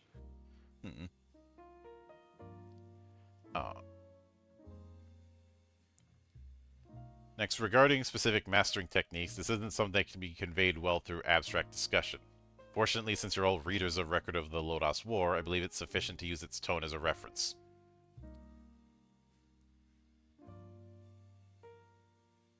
Yeah. Then the collections. This is where it's going into how some of the different characters throughout the books, and I'd say this is more reflective of the books than the anime. And hey there, Cress, how you doing?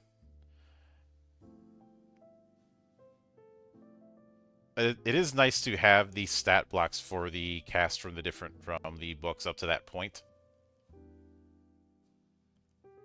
So we have the stat block for Parn, though this is more. I'd say this is more Parn at the early part of the Grey Witch.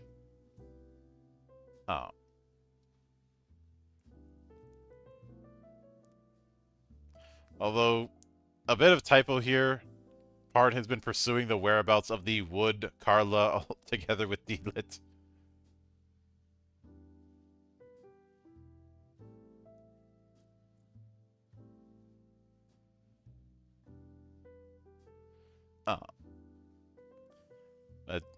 This was the first release. Typos are gonna happen.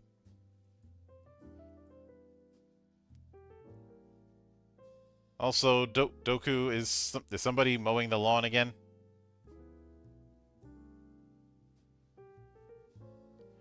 Because you are still muted.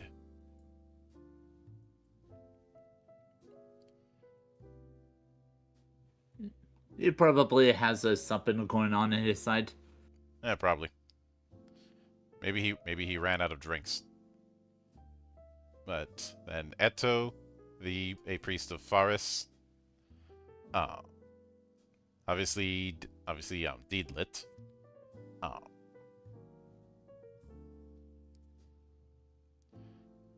Though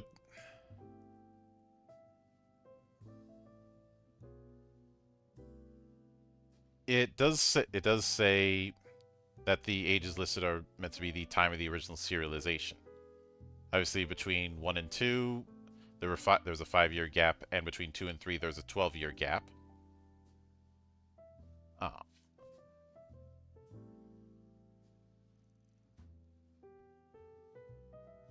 But then we have Geem, who, even though Geem died at the end of the Grey Witch, there's nothing stopping you from having his spirit be summoned, or him just appearing because he is so damn stubborn. I mean, you can't have a dwarf that isn't stubborn.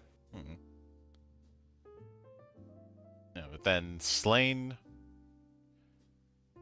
And once again, the shade continues. Oh, we already had that with a bit of Eto, where it said he would probably he was a novice priest of Faris, but before anyone knew it, he had become the king of the nation of Valis. He would probably insist that it wasn't thanks to marrying Princess Fianna, but others call this marrying up. And Drink for shade. Yep, with Slain, they have studied sorcerer magic at the Academy of Sages in Alan. He joined the adventure out of concern for Parn, but he might actually be the most hot-blooded of them all. After the confrontation with Carla, he won Layla's heart. Lucky guy. I guess that's more props than shade on that one. Mm-hmm. Then, Woodchuck.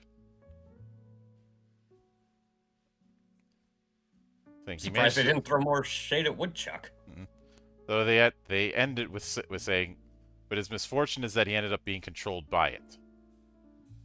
Is that really misfortune when the whole story is beating you over the head that and that Carla is controlling anyone who wears her circlet? Not really misfortune, it's just toxic positivity thinking you can fix her. Woodchuck married up.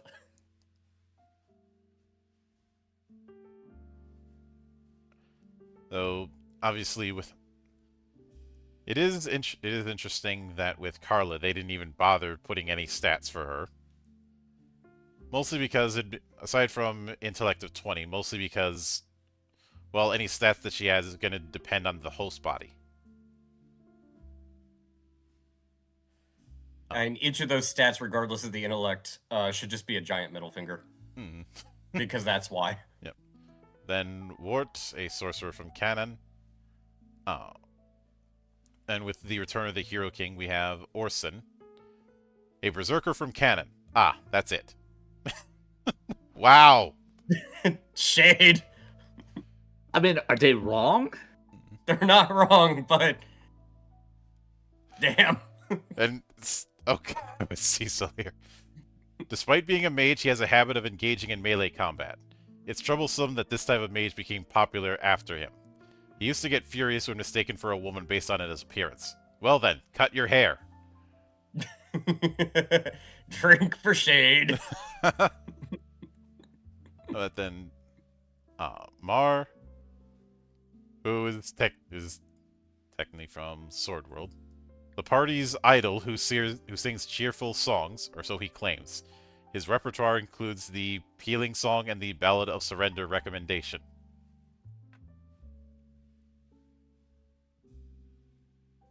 You know, if this was a drinking game every time this book of shades, how many of us would die of alcohol poisoning? I have many stories to tell you, my friend. Many stories. Not me, and not Doku. By the way, drink for shade.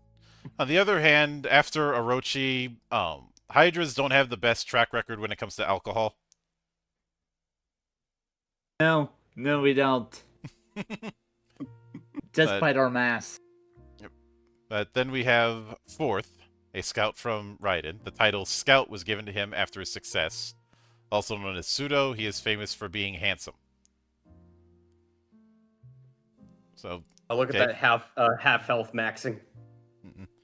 Then Shiris claims to be the daughter of nobility from Canon, has an aggressive personality, currently married to Highland's Dragon Lord Redrick.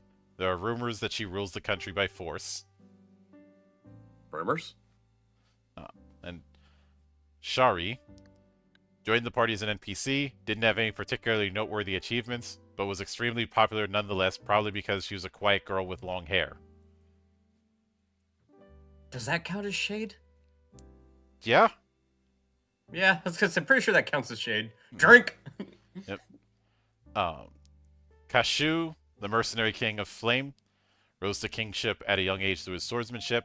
There are various theories that he's actually the missing third prince of Canon, or a swordsman who drifted over from the continent, but readers probably know his true identity better than anyone.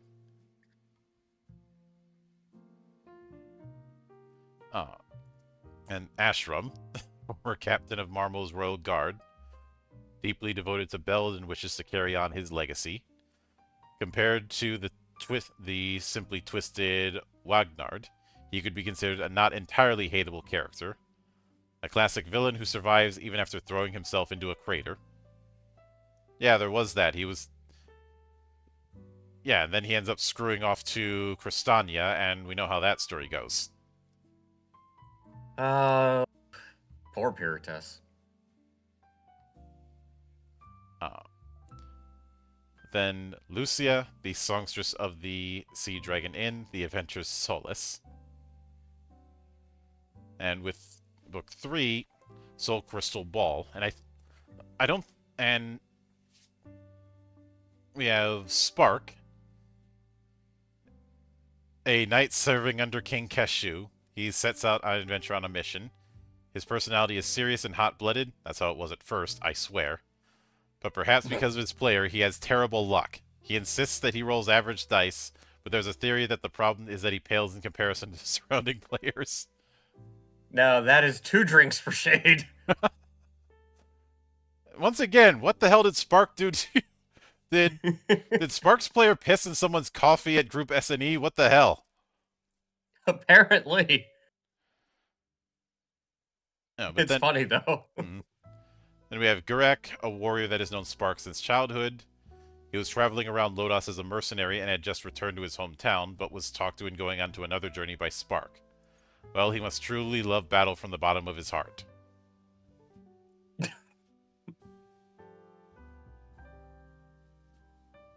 Shade. And speaking of Shade, Aldenova. Why did he become a sorcerer when he was born with such a blessed physique? Oh, I got it. He must have thought he'd learned magic to acquire material for showing off his erudition. I mean, he could probably poke someone's eye out with his chin alone. Let's see. Then Grievous. The traditional image of dwarves was that of silent but reliable allies, but this guy has magnificently shattered that image. Well, it's true he's reliable in combat, but I wish he'd stop with the stupid jokes. I relate to this character at a deep fundamental level. Then Leaf. She's traveling in search of her human mother. Among the players, she was predicted to win first place in a popularity contest, but she was defeated by the GM's conspiracy, the appearance of Nice as a rival. More Shade. Oh, wow. Then Rhina, a spirited female thief. Perhaps because she carries a whip, she somehow ended up becoming the torturer. She herself is into it, so it's fine, but it's actually pretty dangerous. Not Shade, but accurate. Yeah. Then Nice, little Nice, who was the granddaughter of Nice, his mother. In other words, her father is slain. She seems to come from a family genetically prone to being kidnapped, and she ends up being forcibly abducted. Oh, dear Lord. The Shades, man. These are amazing. Oh, yeah. This is the best part of the whole... I was going to say, this is the best part of the whole book.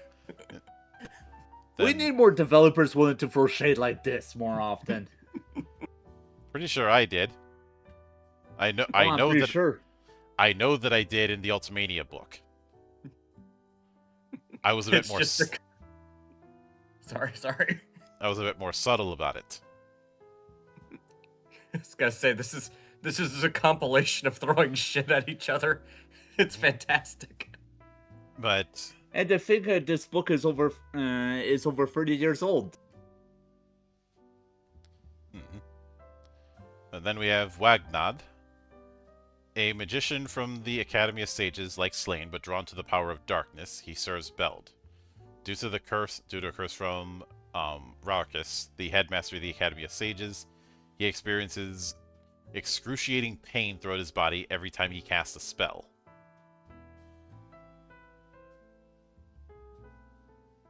Kind of surprised there wasn't Less than a few more zingers thrown in there. Mm-hmm.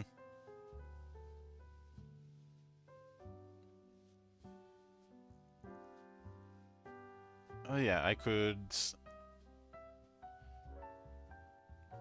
certainly see it. Uh,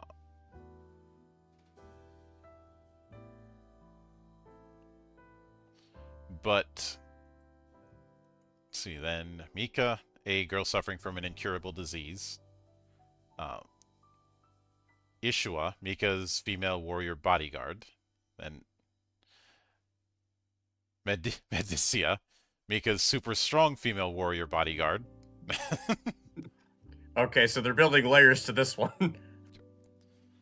But then for the second novel, we had the Fire Demon with Nardia, the female chieftain of the Fire Tribe. She cares about her tribe, but ironically, it is precisely this that leads her to take her own life.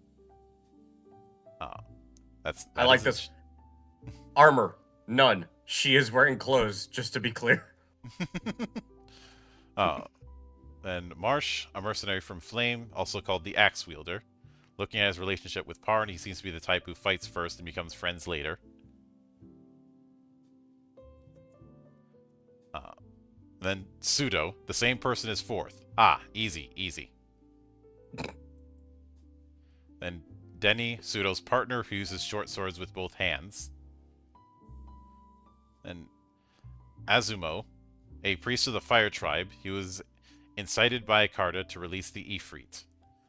He tried to fulfill his ambitions using that power, but was stripped of his power through Deedlet's efforts, and in the end was finished off by Lelia, all while thinking she was Carla.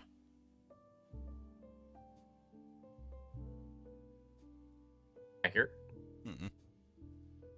But then it goes into the spell collection, where it goes into a bit of description and notes regarding the different spells. Oh, is this where we can find frickin' Meteor? I'm looking. I think as far as the priest magic spells, it's covering the basic spells that we saw for priest. For shaman magic, the same thing. The light spell that we saw earlier, I think, is supposed to be Valkyrie's Javelin here. But each of these does give a bit of advice on when to use these spells as well. Unfortunately, no meteor storm. Mm-hmm. Oh, same thing with sorcerer magic. And as described, sorcerer magic is how people use words to control matter. By learning this magic, which has been studied since ancient times, humanity draws closer to the divine. This would be the equivalent of the runes. In fact, I think in some of the novels they referred to as runes, and sorcerers in Sword World are doing that. And I know I keep making Sword World comparisons, but there are the parallels present. There are some parallels present, especially since every group S&E was made from a bunch of friends and college grads who had played together.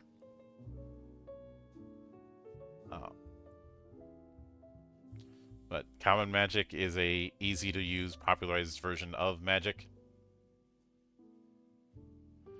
Although I like we have a bit of shade with enchant weapon. If you miss an attack while having this spell cast on you, everyone should give you a hard time. If you miss with an FS boost of 20, you don't deserve to be a warrior. That's definitely a drink for shade.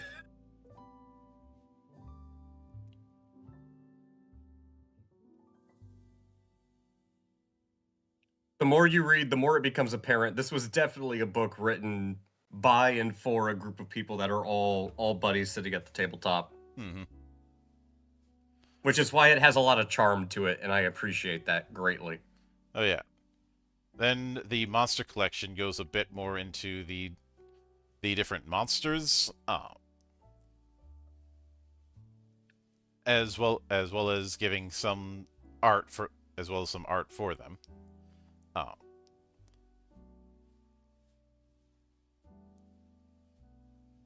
And the art definitely has that early monster manual quality to some of the pieces. Others are significantly more detailed.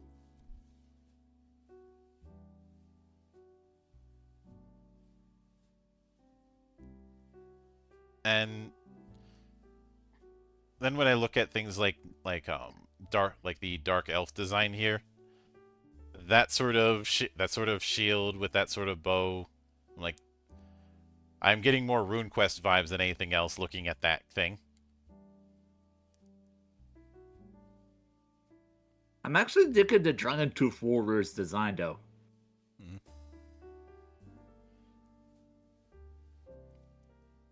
But Not gonna lie, I find the artwork for the slime to be the most amusing. well, everyone, because it's a slime that looks like it's smiling. Pretty much.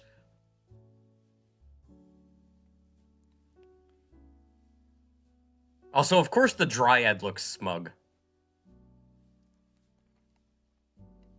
Fucking hippies.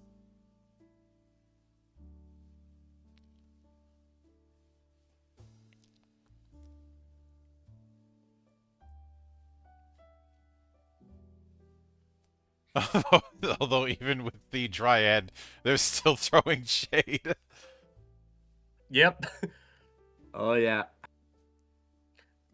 You encounter a Dryad. Go home, you damn tree hippie. Even if you happen to defeat a Dryad, you'll be treated as the villain, so your only option is to honestly apologize and retreat. Women are really hard to deal with.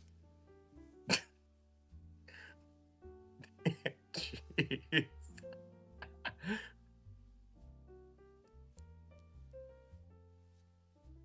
But then we do have the they do know Carla used Dragon Tooth Warriors too, didn't she? If she did, I don't remember it. I wouldn't put it past her.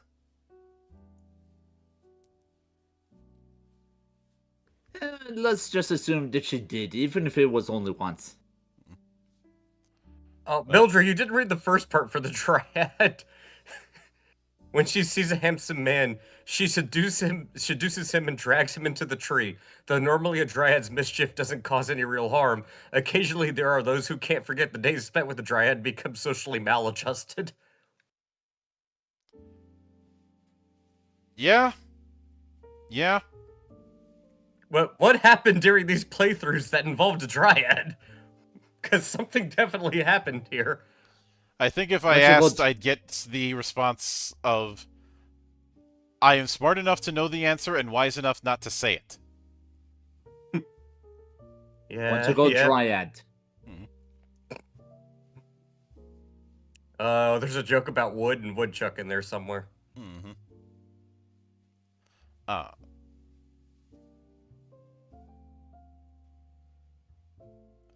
So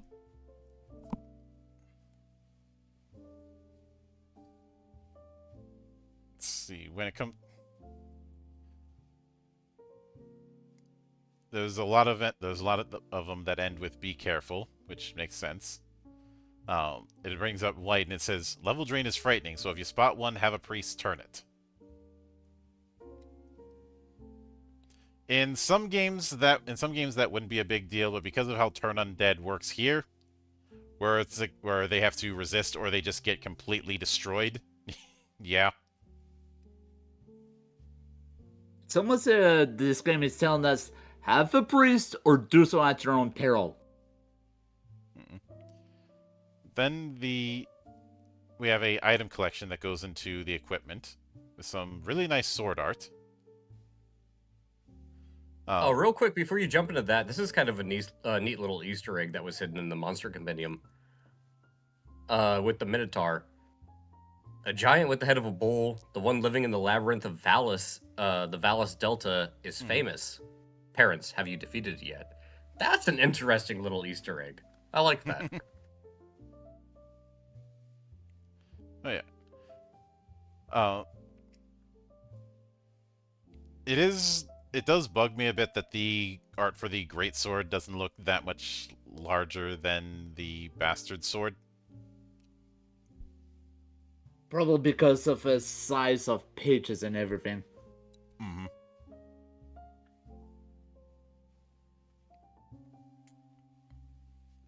Although, I do like that they say, being so large makes it difficult to handle and considerable strength is required to wield it freely.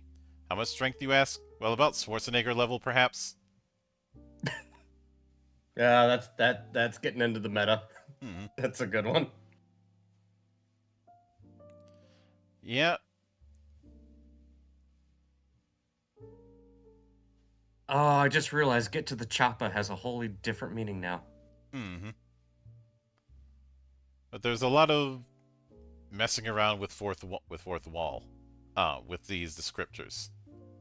Uh, with spirit, they note as a minor note of caution, long spears cannot be thrown. Well, I don't think anyone would try to throw a spear longer than their own height when it's not even a modern javelin, but just to be safe. It does add quite a bit of charm to the reading experience, doesn't it? Mm-hmm. Indeed. Oh yeah.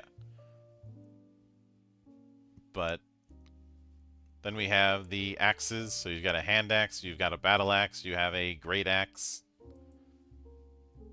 See, the great axe looks like it shows the size difference.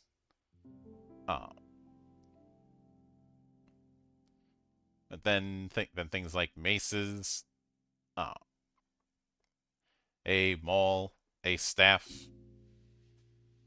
Uh, Talk about killing two birds with one stone, they said.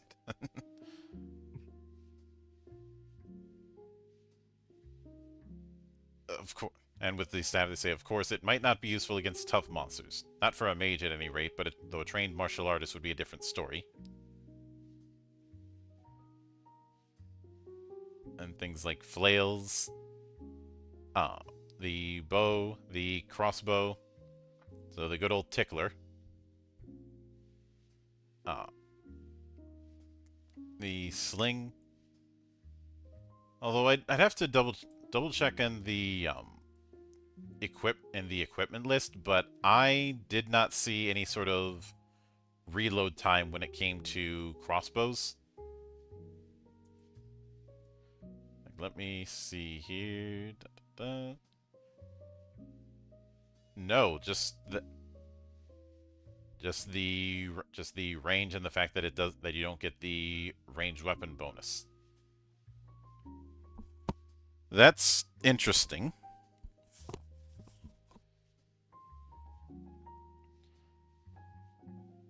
Oh, this is kind of cool with the sling, and I'm glad they included it. Mm-hmm. Additionally, it can be used in various ways, such as passing a stolen jewel to a companion on the other side of a river. Yeah.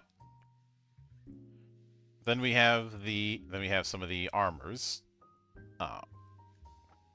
Some interesting designs for the different armor types here.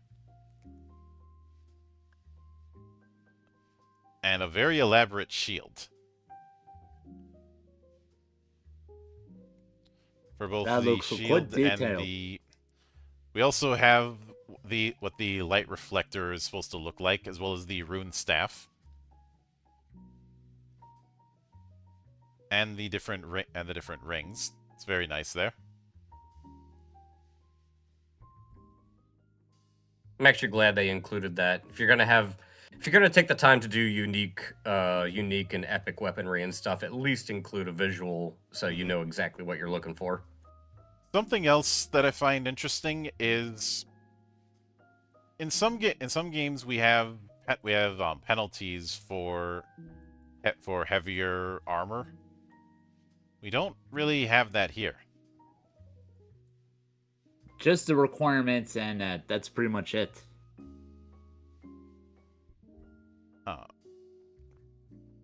Yeah.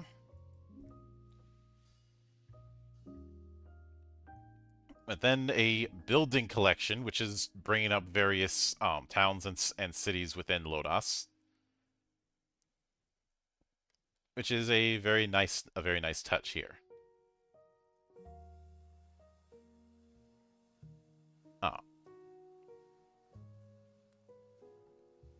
and some of these towns we brought up when we were covering the Lodoss World Guide, but we didn't have this level of detail on. We didn't have a very strong visual image to go with.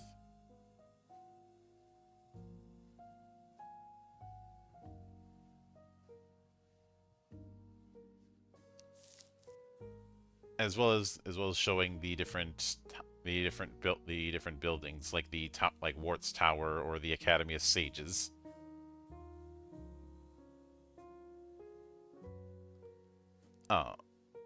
Though once again throwing shade. Wart himself lives at the top of the tower, which is very convenient since there is the direct escalator to get there.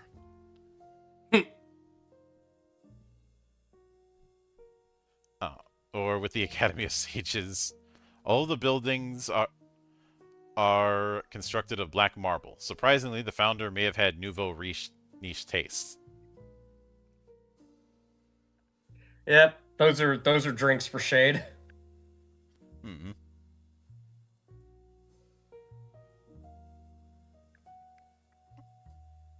And we have the Roid Liberation Army headquarters, the Temple of Fire,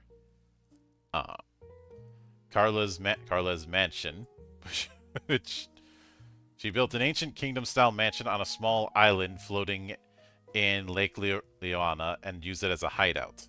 Buildings of the ancient kingdom are often described as having geometric construction. So it's probably a building like the Yume Dono of Horyuji Temple.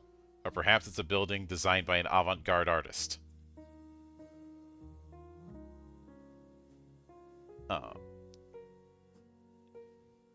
Now I'm curious. I'm gonna look up that temple.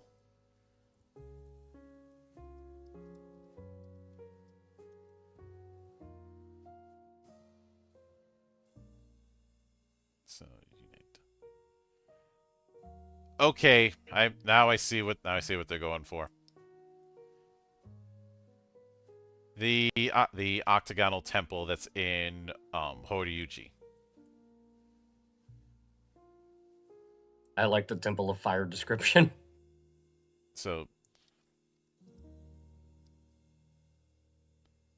basically this. Yeah. Oh, Temple of Fire. Yeah. A stone temple built by the desert savages who lived in this land during the ancient kingdom era, shaped as a square pyramid. To put it bluntly, a pyramid. Nice.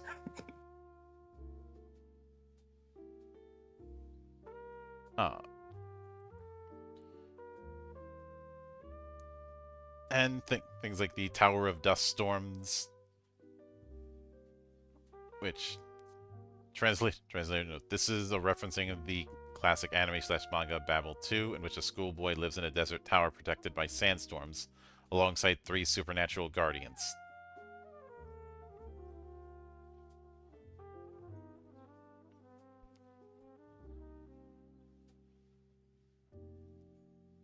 Which, yeah. Then the Seahawk. While most ships on Lodoss Island are galleys, this is a less common 3-masted sailing ship. Whether King Kashu imported it from the continent, plundered it, or built it himself is uncertain. It serves as a state-run warship, or perhaps a privateer for the Flame Kingdom.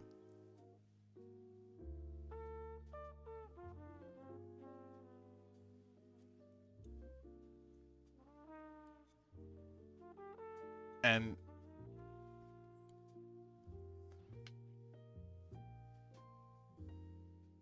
then after that bit, we have a encyclopedia, a grand encyclopedia concerned collecting every conceivable matter related to Lodoss Island. If you've forgotten something about Lodoss, pull this out and look it up. Something should be written there for sure. However, the authorities take no responsibility whatsoever for whether the contents are actually useful, so keep that in mind. Always has to throw its own plausible deniability.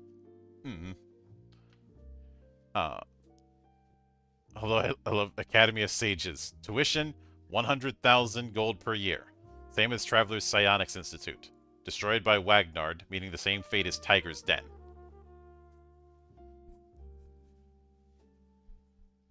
Wait, there are psions in Lodoss?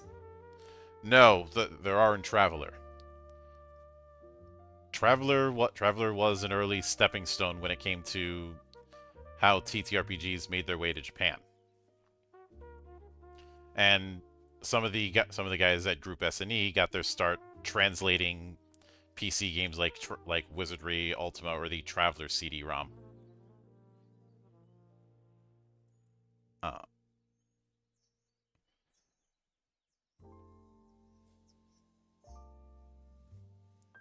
But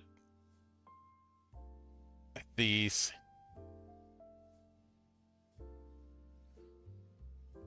at the same note, there's a thing on the Dragon Tooth Warriors as well. Thing, throw dragon teeth and they become skeletons that fight for you. Like Wyndham, maybe that's old of a reference. Then translator note: in the Ultraman series, Wyndham is one of the capsule monsters. The protagonist throws a small capsule and a giant robot/monster appears to fight for them. People thought Pokemon was original. It's not. Definitely not. It's only those for the folk who have Nintendo brain rot. Yeah, that's a lot of people, unfortunately. I do like a lot of targets. Though I do like gold, silver, and treasure. Sought by many adventurers, but usually ends up under a dragon's belly. Accurate. Indeed. And we have a weird one-off gag involving giants, like a giant panda, a giant bear, a giant ant, and giant baba. What? You see, it wasn't just Teddy who started the bad puns. Giant Bear here that did it decades before Teddy was even an idea. And it's with one of the guys at the bottom saying everyone loves puns. I mean, he's not wrong, but I don't want to acknowledge it. I was gonna say, also accurate, but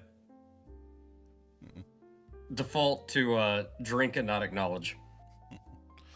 Though they bring up Hitoshi Yasuda saying, "Too scary to write."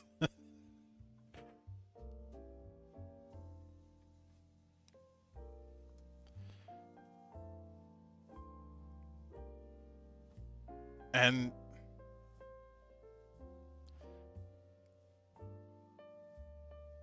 just somebody clearly had fun with these little gags. And with Ryo Mizuno, they put, also a playboy who can sing and dance.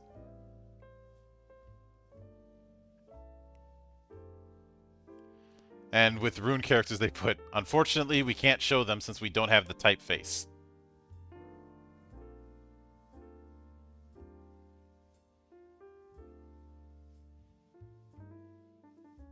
Oh, dude, you have to check out Woodchuck's entry.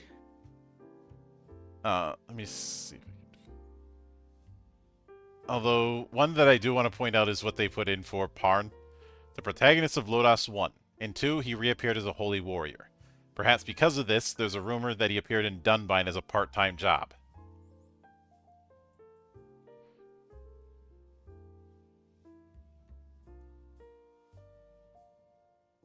That's just kind of harsh. Damn. But not wrong. It's not wrong, but it's definitely harsh.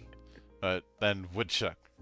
Real name Jay Lancard. A middle-aged thief who was active in Part 1, he stole Carla's circuit and gained its power, or rather was taken over by it. Now he should be called Wood Carla. Oh, so that's why they went with that.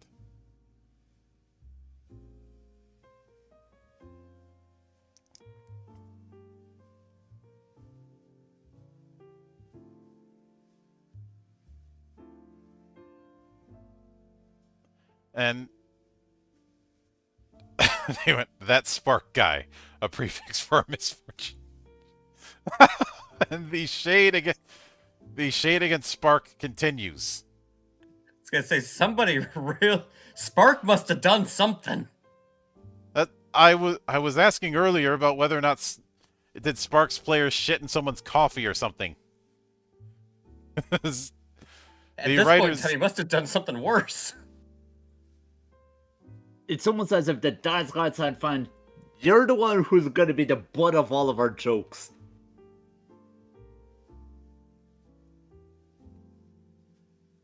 I mean, it's either that or everybody secretly loves Spark. I can't really figure out which one it is.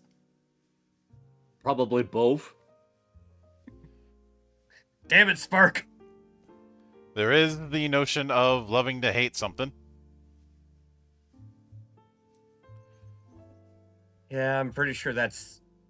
Oh, never mind. I was about to say that's probably every Malkavian player, but no. It's usually half and half. You either love them or hate them. Mm-hmm. The other half you don't learn to love. The other half you just hate. Yep. But after that is a scenario collection.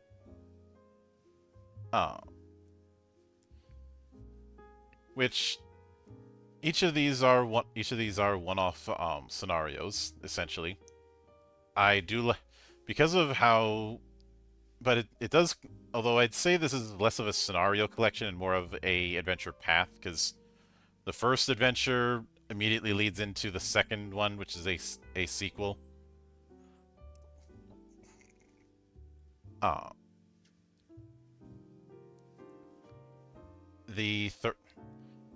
The third one is meant to be a bit more higher level. The third level essentially.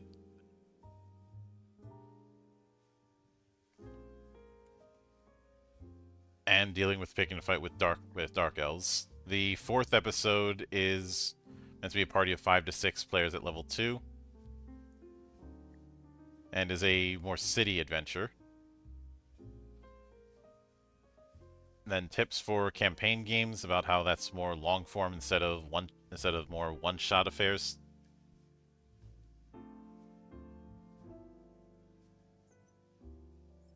More of the long form thing than a full-on replay.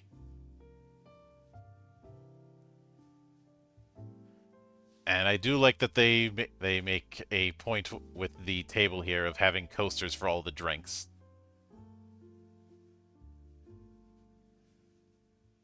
That's a nice little touch. Mm-hmm. And a delivery soba restaurant menu. Walkman for transcription. Game to kill time when you're knocked out. Indulge yourself and drink whatever you think tastes best. In this case, canned coffee. A good luck charm. Well, you're probably going to need it. Put snacks in the middle of the table to avoid fights. Okay, that's a good one. Keep only the necessary number of 10-sided dice out. No GM screen, but they're probably playing in like a karaoke room or something. That's probably what inspired that, to be honest.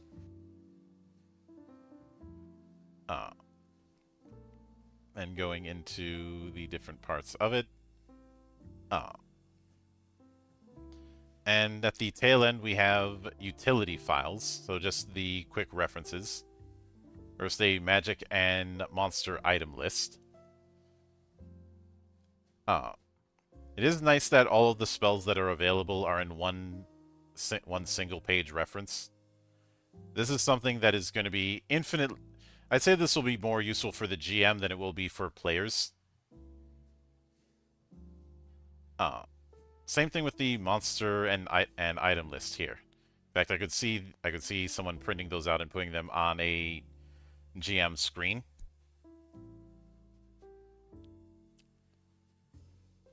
Then the character sheet proper, which is a pretty simple character sheet. And I will note that somebody on the Sword World Discord Reaper had added a form fillable version of that. As well as we also have a quick reference for character creation. and the shop, which is more of advertising other Lodoss things. Although I do like the, though it does seem to be written in a very in-universe style with the items and an elf in a running a shop. And of course, they're gonna put taxes on the sale. Mm-hmm. Along with a um, Q&A, they do answer. I do like the answer regarding whether monsters can score critical hits. If there were no critical hits, wearing proper armor would mean weak monsters could never hurt you, and wouldn't that be sad for them? It would. The monsters would be very upset.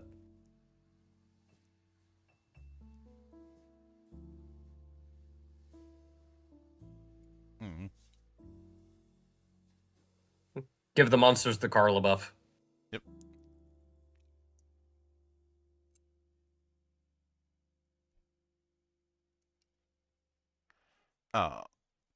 And a few tips for skill checks. Another Q&A.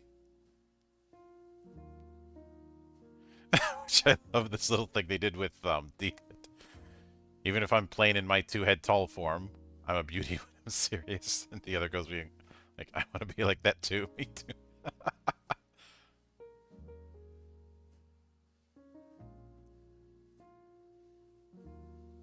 And of course, they have to mention DOVA. Mm-hmm. Then how to create scenarios.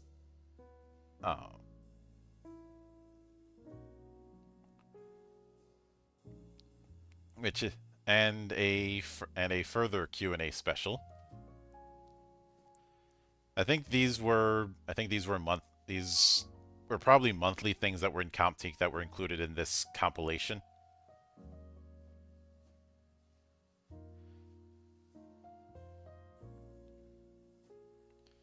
And obviously we have the credits proper. And then the back cover, and that pretty much covers the Lodoss companion. So, all that said, after going through the whole thing in more detail than I thought I would, what do you guys think of this as a game? Honestly, it does sound rather fun that even if it's just as a introductory game, considering that there ain't a whole lot, it's rather light on crunch, but still playable. Mm-hmm.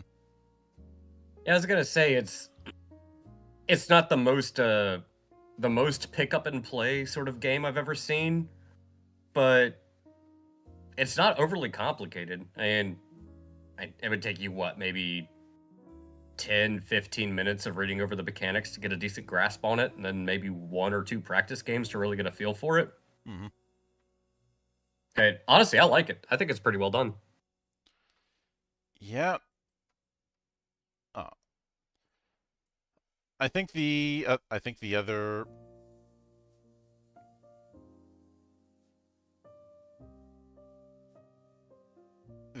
part of it that is worth discussing is whether or not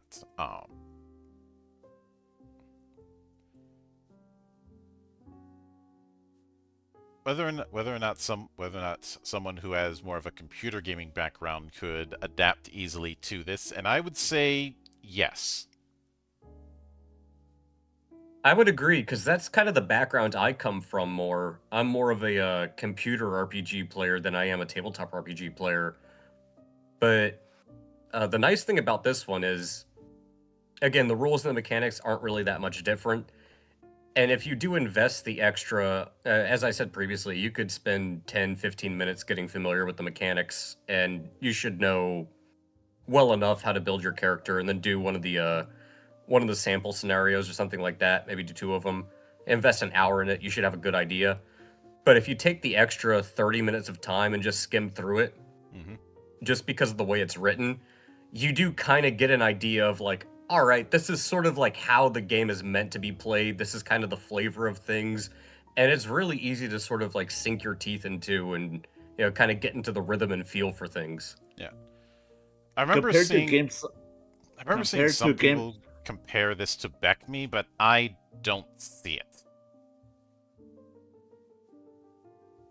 All right. Well, compared to games like Wizardry and RuneScape, this is pretty easy to get into. You pretty much just need to sit down, read the end. All right, I get it. Hmm.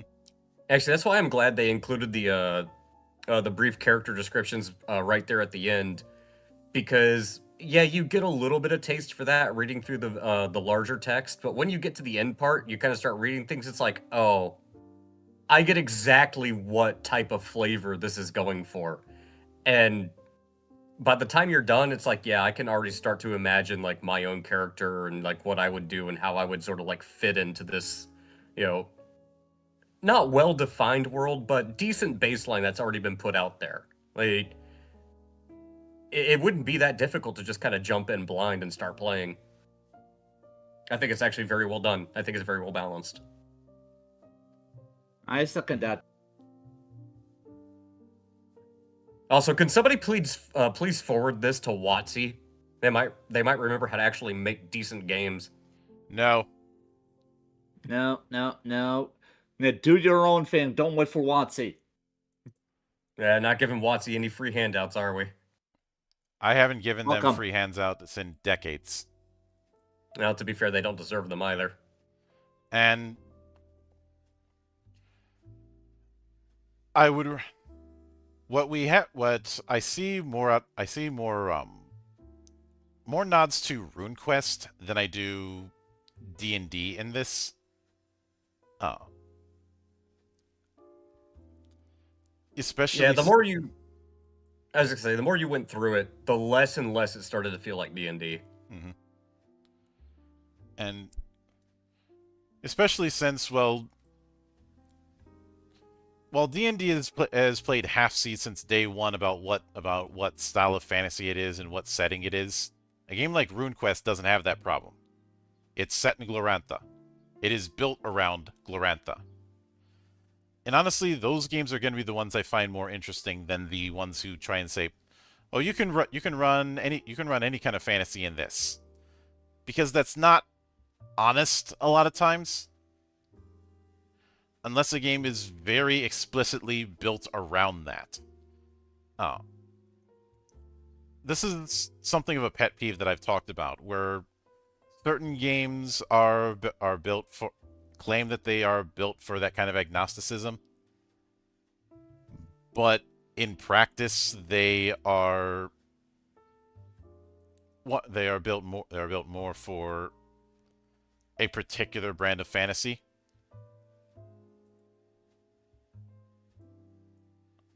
Oh. Well, I'd love to stick around, but my dog is staring at me, and he really needs to go. So Yeah. I'll catch you all later. Yep.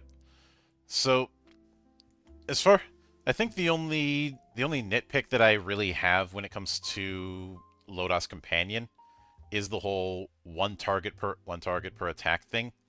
Because depending on how you have encounters set up, that could make the multiple attacks at higher levels kind of useless.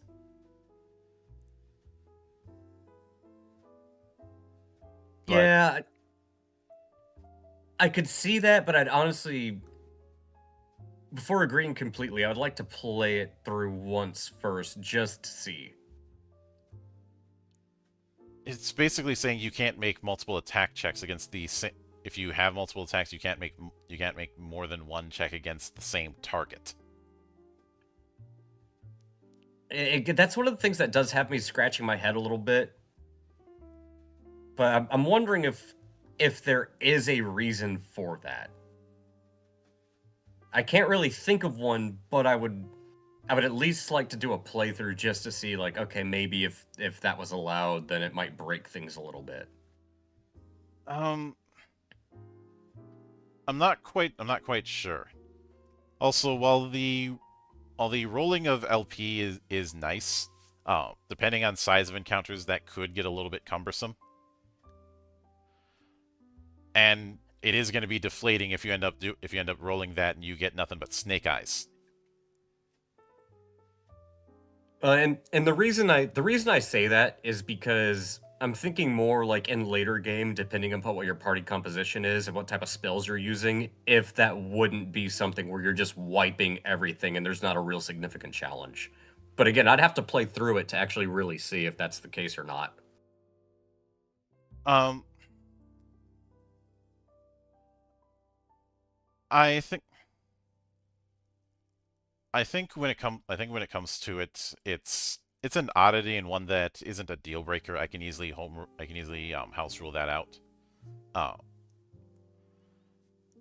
And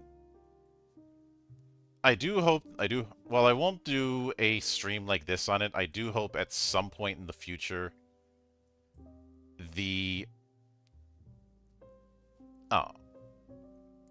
second book is released.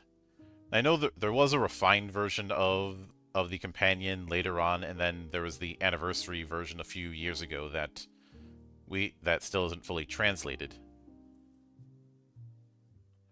But I definitely, if I'm doing my usual grading system, I'd say Lodoss Companion gets a grade of. I can go with strongly recommended. It is a pretty no frills affair.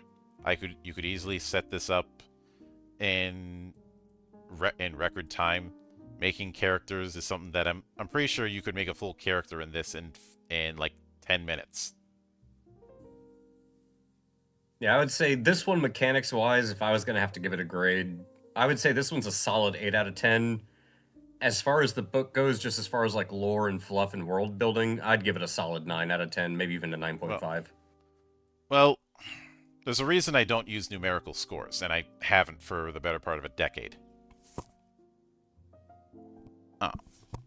Especially when it comes to tabletop, where it's a bit contextual, a bit too contextual to put a specific grade, because the experience that a table is going to get out of it is going to be different for each table. Okay, I got you, and I understand the reasoning behind that. That's actually a very valid point. I would say this. Mechanic standpoint, as far as playability goes, not a lot of time invested for a lot of time out, so not that difficult to pick up. Fairly easy and straightforward to play. There's not a lot of very complicated mechanics. There's just enough complexity to keep it interesting, but not enough to make it like a real strong barrier to entry. So, again, solid 8 out of 10 on that aspect. Again, as far as lore goes, I think the stream proves that there's a lot of lore and world building going on here, and no complaints. Very, very, very little that could be done to improve it. I think it's a pretty easy, knocking the ball out of the park on this one. It was a pretty entertaining read, whether you want to play it or not. Oh, definitely. Especially with all the shade being thrown. What certainly helps is that particular shade being thrown, the very personal way the text is written out. I'd say one of the big parallels, and this is probably not a coincidence, would be the likes of Tunnels and Trolls, which did have a degree of self-awareness within its writing, as well as projects like Dragonbane, which is one of the first games to be made in Sweden. I covered that in review form last year. Those are the kind of games that come to mind as parallels for Lodoss Companion. And that is the nice thing about it, because if everybody read it and then you sat down at the table, without even speaking to each other, you kind of already have an idea of where everybody's mindset is going to be. So it's like, yeah, it's not taking itself too seriously. We know the tropes, we know what's going on. Like it's already built itself up in such a way just by reading the book that you're almost ready to build a party and get along and like banter with them. It's a really good way to do things because it's like, yeah, I'm gonna sit down, I'm gonna have fun, and I'm going to make fun of Spark, and no one's gonna wonder why. Yeah. But with that said, that is going to do it for the Valley. Later on tonight, I will be back here with Reflections of Gaia. Since we're finished covering the TTRPG side of Anima, we're going to be moving into covering the war game Anima Tactics. I really wish there was a proper PDF of it. The only PDF version I have access to is a very rough scan. It's not that hard to get the physical book, even if you're gonna have to mess around with secondary market since it's long been out of print. But it'll be the first time that I've gone in detail on a skirmish war game since I was asked by you, of all people, to give my thoughts on Trench Crusade. Oh yeah, that's been quite an interesting thing to follow. Glad I didn't jump onto that one. Yeah, I heard about all of that. I was never under any impression that Trench Crusade was going to be a 40K replacement. I think anyone who was thinking that was a fool. Yeah, I wasn't expecting it to be a 40K replacement. I also just wasn't really expecting them to drop the ball quite in the way that they did. Well, and it's not like the game's gonna be dead for a while. But the momentum wasn't where it should have been. But all that being said, we will be back later on tonight to delve into that. I don't think I'll be doing any game streaming afterwards, unless the mood strikes me. Just because three shows in a row is certainly pushing my luck, but we'll see. So until then, on behalf of the good brothers present and not present, my name is Mildra. I am your gaming monk. Stay fucking frosty, everybody. Praise Carla.